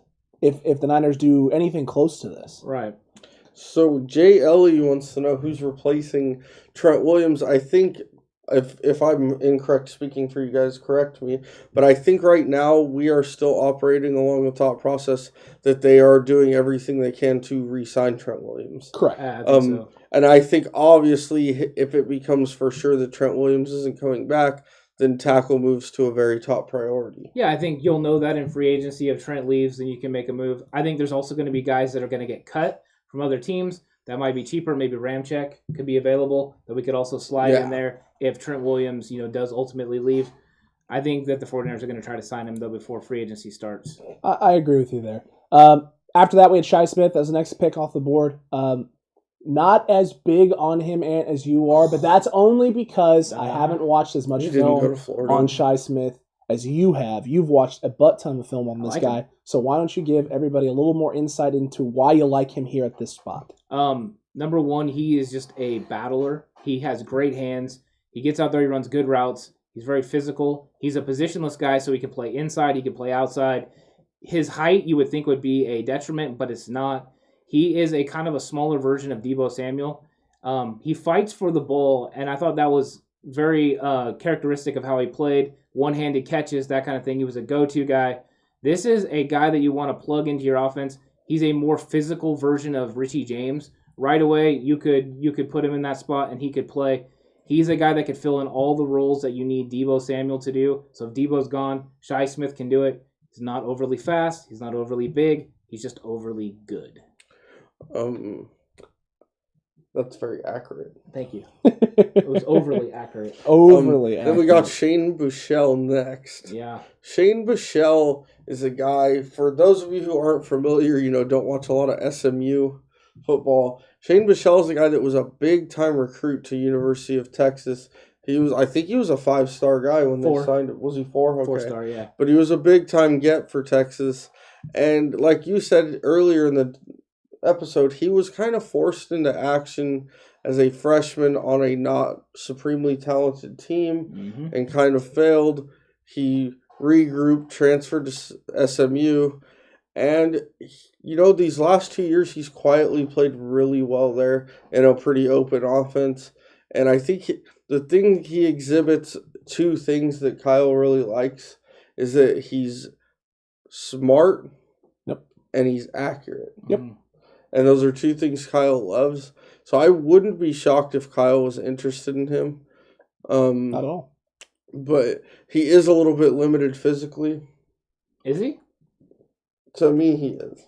I mean, I don't think he's limited physically. I haven't seen anything. It depends on what the expectations for his limitations. What do you think is a physical limitation? If he doesn't throw it 100 yards in the air, you're like, what is the physical limitations? He isn't, let's just put it this way. I think the thing we can all agree on is that he doesn't have the best arm strength in this class. True.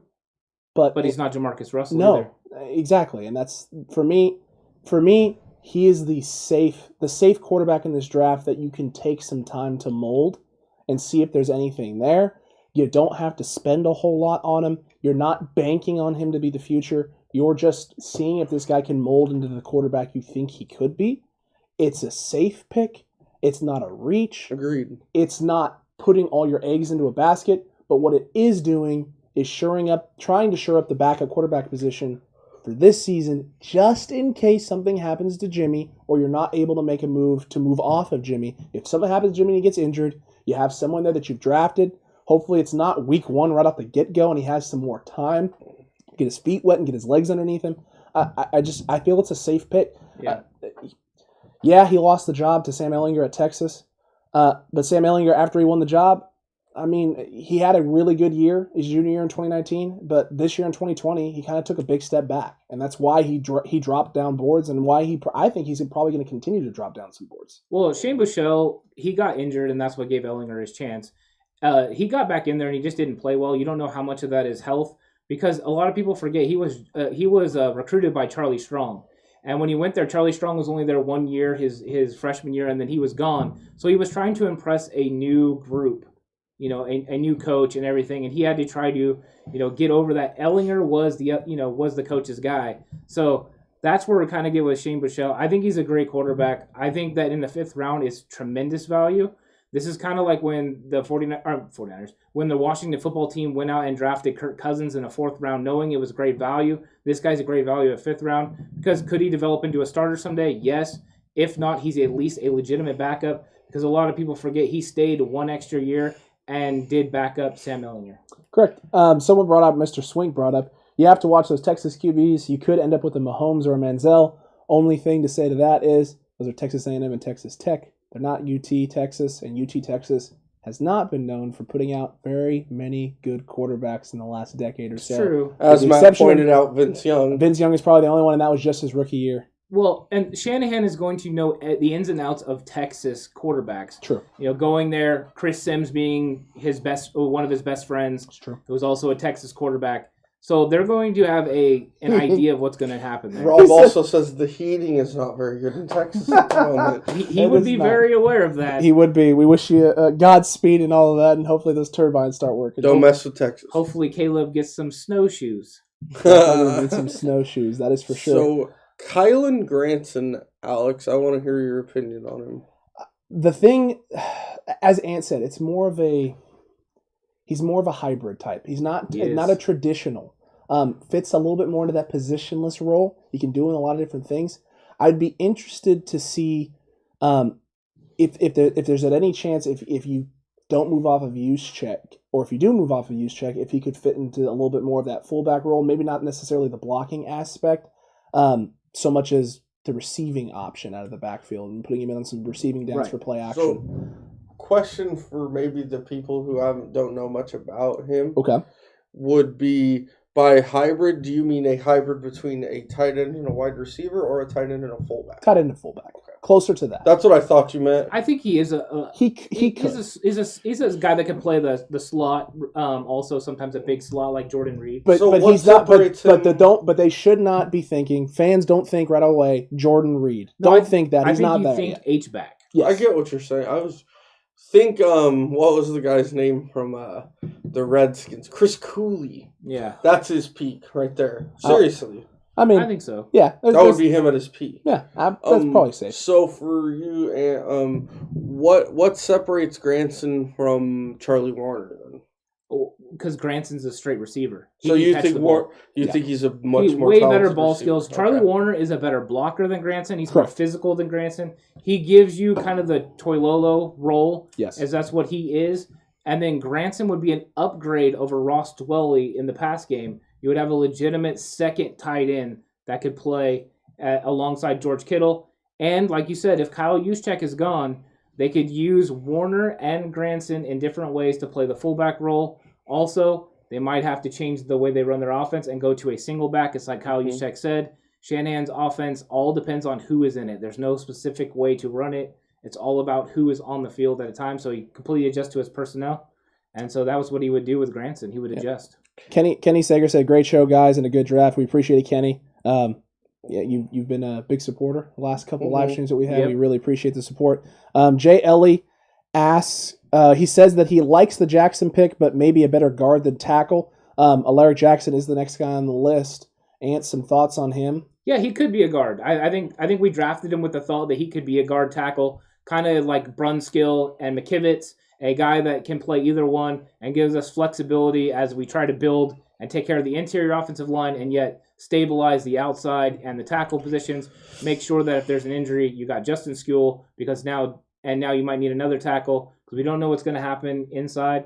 According to this, we took Wyatt Davis. So our guard position is secure. That means Brunskill is either the swing tackle or he is the center, depending on what happens with Richburg. Yep, I think, and once we get a little bit closer to the draft, and we get a little bit closer to knowing where guys are, what's Richburg's status, what's D Ford's status, what's Trent Williams' status. We should know those April 1st. You hope so, because the sooner you know roster that info, money kicks in, so we'll have an idea. Go ahead. I'm not gonna lie, Jackson to me. Once again, I haven't gotten around to watching much game film on him, but after watching him at the Senior Bowl and one-on-ones, he's slept on a little bit in pass pro. Right. I think because I read the scouting reports the draft sites have on him, and they really get on him, saying he's slow-footed and so. When obviously one-on-one is not a game situation, I understand that, people, but one-on-ones, if you played line, are a little bit lean to defense. Yeah. In my opinion. Right. So, to me, I didn't think Jackson had issues getting out there. Yeah. I mean, I think it's one of the things he needs to work on, but I don't think he's stone-footed either. No. I think when you look at Alaric Jackson, he reminds me of Colton McKivitz and Justin Skule, kind of an evaluation. The only difference is I actually think he is more physically gifted on the lower half to where he's more balanced and stuff. Where you've seen the other ones kind of look basically what I was clumsy getting at times. Yeah. So, John Benton really had to develop them that way. And you've seen it. They would get it, but it took them a little bit of time. Where you've seen like Brunskill, when he came in, he already had the lower half figured out, the balance and the right footwork all the time. So that's why he's able to make the big jump and be able to play. Well, these other guys are still trying to do it because Skule leans a lot and McKivitz leans a lot and they thrust themselves forward. Those are things that they have to get, changed and fixed. And hopefully they can get that fixed here in the next year. So then they'll have some real solid depth and flexibility in the offensive line. Absolutely. We took a guy next, Keith Taylor, Ant, that you had brought up to me today. It was the first time I saw his name. Watched a little bit of film on him. Really, really liked him. I think this was the pick here that we took this with the idea being that really you're probably only going to be bringing back a guy like Jason Verrett. and maybe one of those other young guys, and that was about it. There's no trades coming in the near future. Right. A mock draft like this kind of solidifies. So a Keith Taylor pick there, that third DB at this spot here in round 6, 7. We think that would solidify the secondary essentially for the next upcoming season. I think you're drafting him to see what he can do, especially in the competition, in training camp, see if he can play at a high level, and then also translate to special teams. And if he doesn't make the roster, he's someone you can store on the practice squad that has the size and athletic ability that you're looking for. I know the big question, that's why he's in the 7th round. The question is physicality. He doesn't always make tackles, but I think it's some of it is technique, and they can fix it. And the other thing is his speed. They're worried about his speed because they think he's probably going to be a 4.6 guy. I don't agree with that because he ran track in high school and he ran, fast, just over 10, fast enough that he could be, a serious 4.5 guy. And that is definitely fast enough to play in the 49ers scheme. Yeah. I think that's what you see when we're drafting corners. We're looking at the guys that fit the certain role. And Jason Verrett's kind of an outlier because he's not tall, he's not big. He's just really good. Yeah. So if they do go this way, this would make sense that they're going to stick to the cover 3. Sean Wade is a guy, that's why we took him earlier, that made sense that he can play in any scheme. So that's why he made that most sense for that. Jay Ellie says E-Man as well coming back. I believe he's a free agent. He is a restricted free agent. Correct. So they would have to tender him. I think he's a possibility. And I think people need to hold their breath because I think Akilla Witherspoon is a possibility. I think they're going to bring him as back a veteran too. exemption. I think he's a possibility at just about $2 million. I think that might happen. It very, very easily could. And then last, a guy that Ant, you and I are pretty high on, and Horst, you're the one who brought up the fact that he is a great value pick here at 238, Amari Gaynor out of Florida State. Horst, how do you feel about this guy? The thing of the once again, not a guy I've really sat down and studied, but he's a guy because my buddy here is a Florida State fan. That is true. So I do watch Florida State games, just like I'll watch Florida games because he's a Florida guy, just so we have something to BS and talk about, maybe. So if I get a chance, I do watch their teams play. Amari Gaynor's a really athletic guy for a linebacker, and he's one of those guys. I don't know that Amari Gaynor is ever a solid starting linebacker in the NFL. But I think Amari Gaynor is one of those guys that could carve a 10-year career covering kickoffs and covering punts because of his athleticism and toughness. Yeah, I mean, and what are the 49ers' history right now with developing linebackers? He's a guy with great athletic ability that plays the outside. Look what they've done with Azeez Al-Shaair and Flanagan Foles. Now you add Gaynor as a possibility, somebody that they could develop. Who knows what they could do with him? They have been doing outstanding with linebackers, especially late in the draft. I think the only way they would draft him is they thought they couldn't get him as an undrafted free agent, but could be value. Oh, by the way, hi Reagan. Yeah, hi Reagan. Megan Davison asked a little while ago, what sleepers are you guys most excited about, and which do you really hope you can get in the draft? I don't know do we want to reveal any of that? We can't reveal our secrets. I think we could release one or two. A few of them. Just kind of get it out there. Why don't we each throw out one? That's fine. Fine by me. Ant, we'll start with you. What do you got on sleepers? Guys that you really like. I think we kind of went over some of my guys that I already that I like. But I don't know if he's completely a sleeper because we talked about him earlier, but if I don't think the 49ers would do it, but if I was the 49ers, I would do it, is Collins in the first round. Zaven Collins, to me, I think should be a top 10 pick. Athletic ability, the way that he reads. I mean, he's 6'3", he's 260-pound linebacker. He can rush the passer, but also play traditional 4-3 outside linebacker. To me, if the 49ers were to draft him and put him with Warner and Greenlaw, and then you would have the flexibility to leave him on the field in nickel situations as he could, rush the passer. It just gives you a way more flexibility of what you're able to do in scheme. To me, I don't know if he's a sleeper. I don't know how many people actually know who he is because he went to a small school. But I think that he is a top 10 talent that's probably going to go in the 20s, 20 to 30 range. And somebody's going to get a steal of one heck of a player. I'm curious with him because I watched the video that you guys are talking about, and he did look supremely gifted. I'm curious how he runs because I know they're not having a big combine, but they'll have a pro day, and I'm curious what he runs the 40 in. what he tests agility wise. If you already know this, share I it. don't know it. Oh, I just watched him, make break away on interceptions and stuff, and he looks plenty fast enough. But I think he's one of those. I agree with you that he's going to be a baller in the NFL, by the way. But I'm speaking of as having studied the draft for years, and he played at Tulsa. That I think he's one of those guys at the 40 and agility and that stuff might make or break his draft position. Yeah, I mean... Unfortunately, because I don't think it should be that heavy of a thing. To me, I believe they should be talking about him the same way they talked about Isaiah Simmons last year. Wow, that's heavy. I actually like him more than Isaiah Simmons does. That's just my opinion, though. Oh, Jay Ellie is also a Florida State fan. He said, nice. Make sure you know. Very nice. He also said he liked the other edge rusher from Miami as well. I think Phillips. Jalen Phillips. Jalen Phillips or Roche. A lot of people are high on Roche. He said Phillips. I love Phillips. Roche did look decent in the Senior Bowl. The one-on-ones, he looked fairly good, but you should be looking good on the one-on-ones if you're a defensive end, edge rusher sort of guy. I don't like him as much as I like Jalen Phillips and Rousseau, though. Jalen Phillips, to me, is more polished as a pass rusher. Correct. His arm over swim move, fantastic. Yeah, his swim is nice. He is a legit pass rusher. He's the closest thing I've seen as far as hand placement stuff to Bosa in the last couple of years.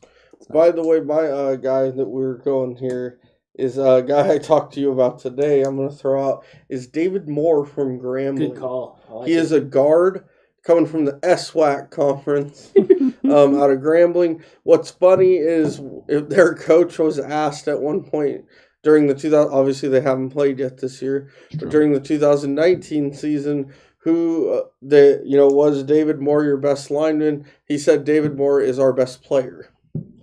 That is what he said. He is our best offensive player.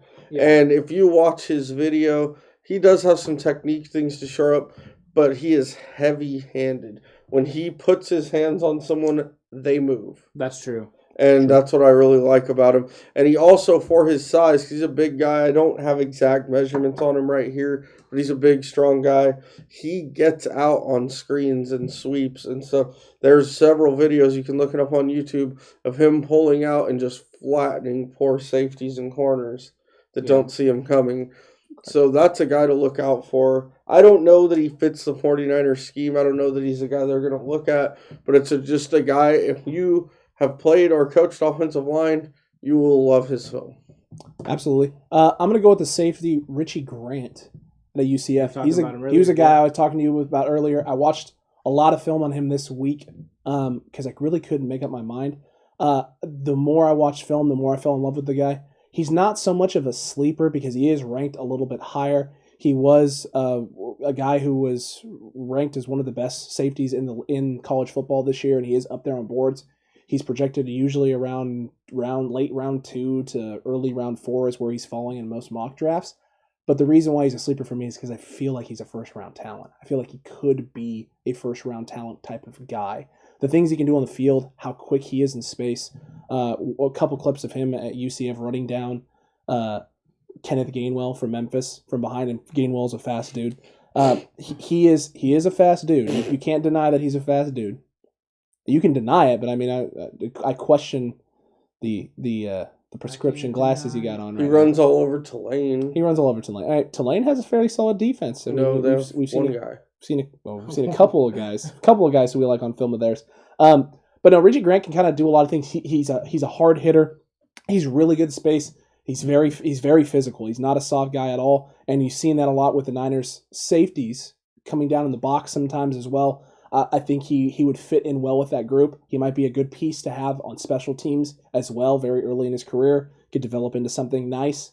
The question would just be where he falls and where you could get him at, because I don't know if you take him in round 2. I maybe would consider him in round 3 if it's the right spot. But I think that he's a very, very talented guy. He might be one of the best safeties in this draft. Where do you go again? USF. I apologize. I said UCF. No, I wasn't questioning. I think let me see. I have it written down. It's UCF, not USF. UCF. Central Florida. And his name was Richie Grant. Okay, see, I don't know much about this guy. I wasn't sure if he was being serious. I wasn't sure if he was being serious or sarcastic there for a second. If you guys don't know, I don't like skill position players. They're ugly and soft. What about Shaka Toney?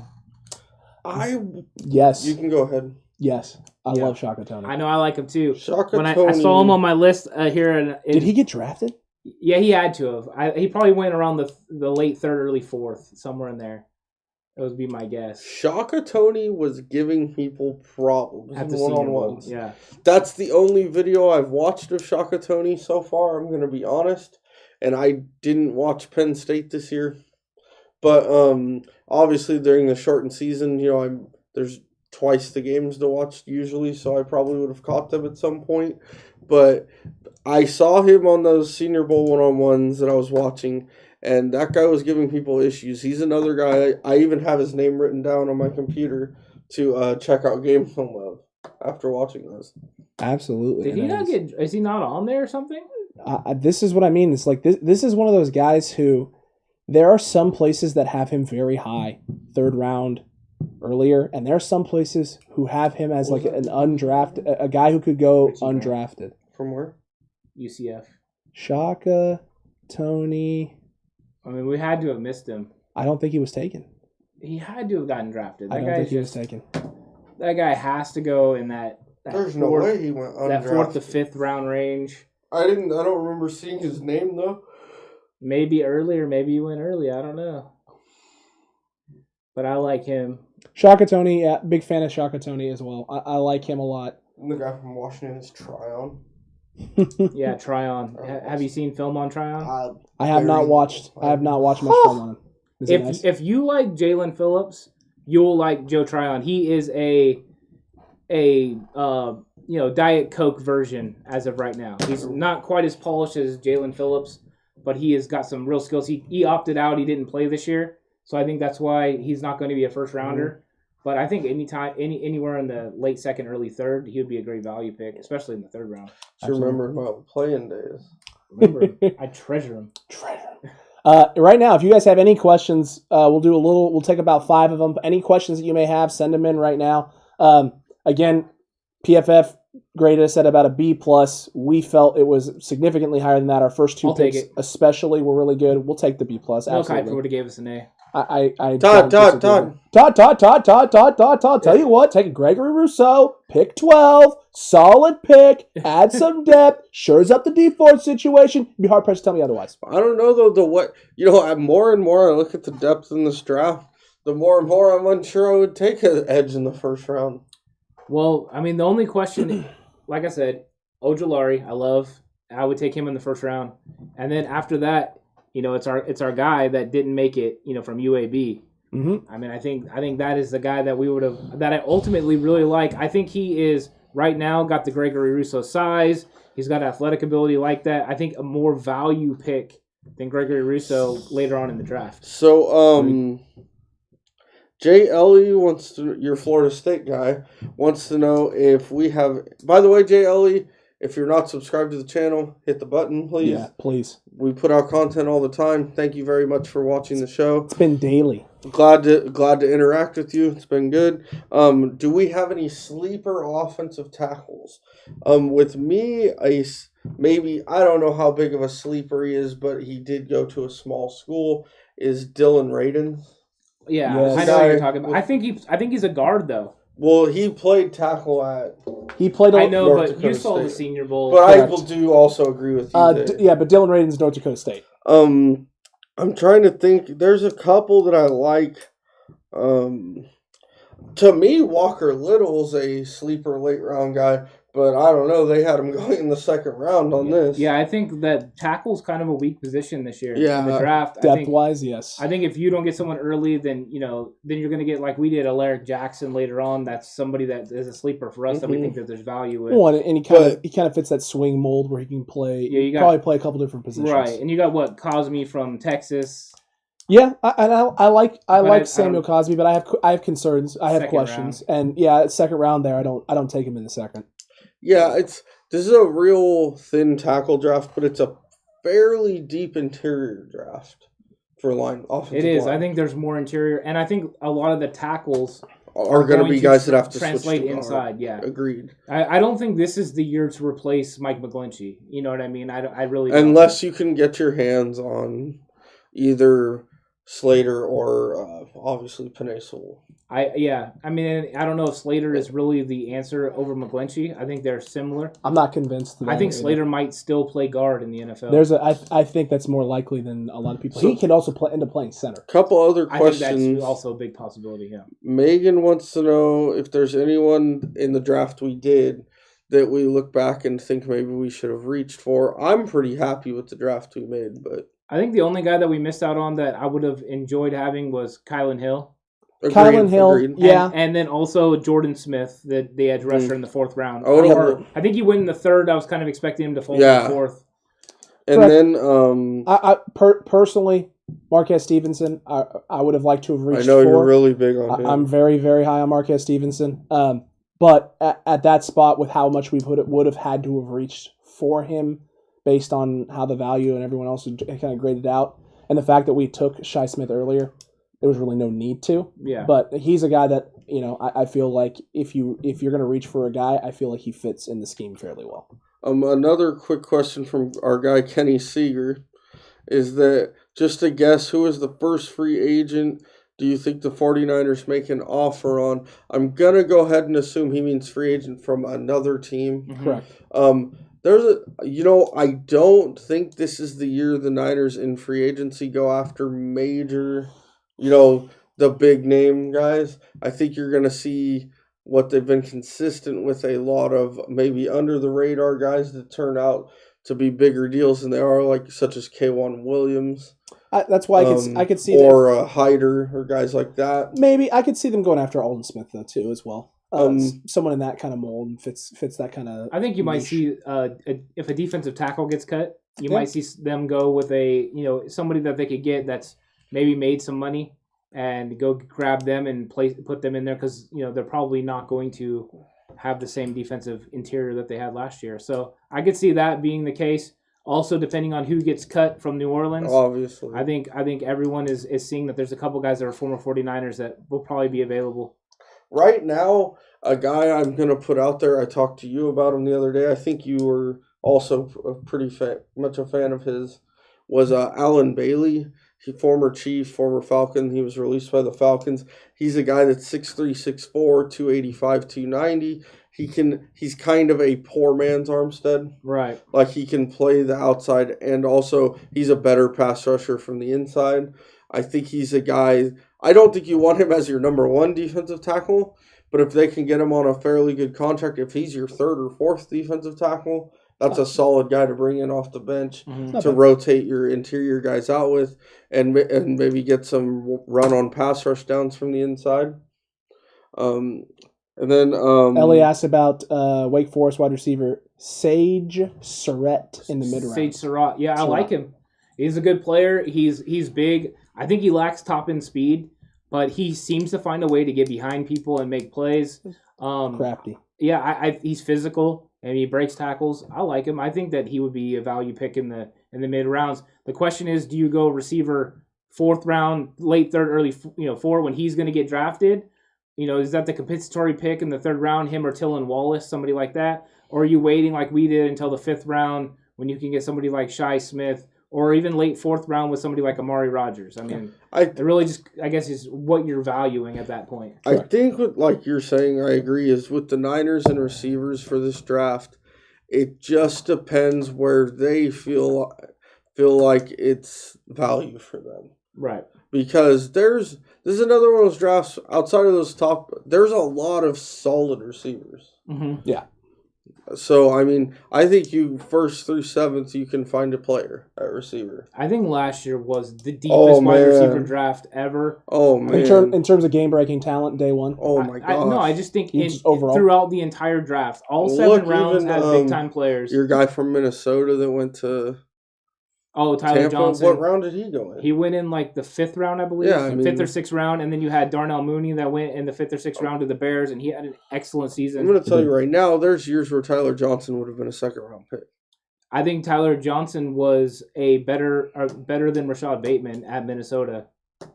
Yeah, I mean, I don't think you're wrong there. Yeah, I think his game translates better to the NFL as well. I agree. I agree. I was a little shocked to see the Raiders in our mock draft taking him as early as they took Rashad Bateman. But I agree. They Kenny, probably just bring back Nelson Aguilar. This is probably like the last question. This will be the last one right here from Kenny Seeger. Kenny, and once again, thank you all you guys for participating. Yep, absolutely. We appreciate it very much. Hit that subscribe button if you're not subscribed, so you can check out more of our videos if you enjoyed this one. Kenny Seeger wants to know if the Jets called the 49ers and said, we will send you the 2 for Bosa straight across, would you do it? Nope. And I'm going to respond the same as him. Hell to the Niz, no. Not for just the 2, no. I mean, I think he's worth more than just the 2. Yeah. I would be tempted. Listen, I'm not saying I'm not tempted, but I'm going to be tempted for like 2 seconds before I remember that it's Nick Bosa and he's worth more than just one first-round pick. But now you're picking twice. You can replace Nick Bosa with pick 12. That is true. I did just buy a Nick Bosa Funko Pop, so prefer no. I mean, that complicates things. That is interesting, but I think honestly, I think just a 2 is not enough for Nick Bosa. But I would be tempted I would to think do about that. it. I'm thinking, but my gut. Penei Sewell right there. Correct. My gut is no. My gut is no. My heart, though, is like, maybe we should. Okay, here's something for you. This same thing. Do you trade up for 2 and then you drop back a couple spots? You trade Nick Bosa for number 2, and then you trade back for somebody that's wanting a quarterback at 12. And then no, I'm saying at 2, you drop back to like 3 or 4. Somebody comes up to get the quarterback. Fields or Zach Wilson. They come up to get their quarterback. You drop back a few spots. And then you stockpile picks, and you just put all of your picks into getting the top players you can get in the first 100 picks of the draft. I mean, you could do that, but I would feel like that. Is that a team that feels like a sell move to me? Is it? That feels like Is it? I'm not saying that it is. I'm just saying it feels like a sell move. So you're telling me that if you traded Nick Bosa and you ended up with at least 2 guys in the first round, Penei Sewell, and then you've got Gregory Rousseau, and then you drop at 12. Georgia. You drop at 12, pick up from Chicago, pick up the extra picks. There you go. All of a sudden you're stockpiling. I don't know. That feels risky. It feels risky. I like Jay Ellie's response. Number 2 is a start for Bosa. 2 is a start. So I think we trade the 2 for Bosa, then trade the 2 for Joey Bosa.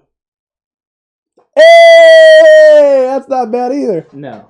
It'd be wild. It would be wild, but we would be stuck with that contract. And I don't know that he's the better Bosa. Nick might be better. That's a hefty contract right there. Jason Hill says, why did you pick in the first? We won't have a first this year. Deshaun Watson. Jason, I love you.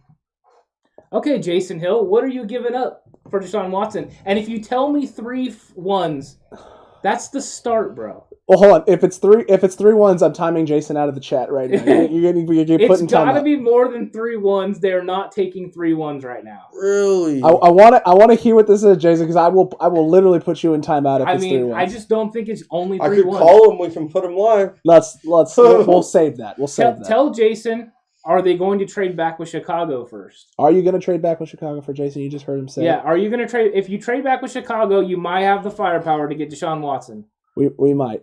J. Ellie says Watson is not happening. We agree with you. Thank you, Kenny. J. Ellie. Most likely not happening. Thanks, Kenny. We appreciate the support. We appreciate the love. Hit that subscribe button if you haven't already. Smash that thing into oblivion. Hit that notification bell while you're at it as well. That way you get notified every single time we do one of these live streams. Every time we post one of our daily videos at 11 a.m. Every single time our Tuesday and normal Friday episodes that come out at 5:30 p.m. Pacific Standard Time. You don't want to miss any of this great content. We are almost halfway to 1K. We are. Absolutely incredible. As a token of the appreciation, Sunday's video is going to be a brand new version of our channel trailer. You don't want to miss that. It's going to be a lot of fun as well. We got great content still coming up the rest of this week as well. Also, our 500th follower gets to be our 500th follower, so that's awesome. Incredible. You could always say you were 500. We know who 100 was. That's correct. JD Swink. Thank you for that.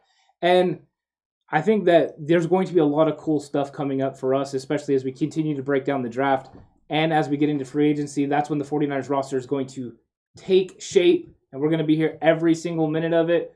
Looking forward to all you guys being a part of it. And I'm so glad that we had everyone on the chat. It was fun. I enjoy doing the live streams. Yeah, real quick. For the people we know for sure that were on it, Megan, Rob, Jay Ellie, Kenny Seeger, Matt Rieger, Jason Hill, Ryan Ono, Caleb. The Burgoses. Caleb, Mike and Matt Burgoses. Yep. All you guys, thank you very much for being on, and thank you for participating. If you just watched, we can't see your names right now, but thank you very much as well for participating. Big time. This was great. It was a lot of fun. I think these live streams are going a whole heck of a lot better and smoother than we all anticipated they were going to go. Number 2 in, it feels like we've been doing this for quite some time. We really enjoy it. We enjoy interacting with you. We enjoy the dynamic. It's a lot of fun for us. Like Horst said a few episodes back, if we weren't doing this, we would just be doing this. We'd be doing this without the camera. Exactly. So for us, this is the same. We're really comfortable in this setting, in this scenario. We're comfortable with all of you. We hope you enjoy. We hope to see you again on the next one. Tomorrow, 11 a.m., special video releasing. You don't want to miss it. It's going to be a lot of fun. Yep, definitely make sure you check it out. And you guys, you know what time it is? Let's chalk another one up.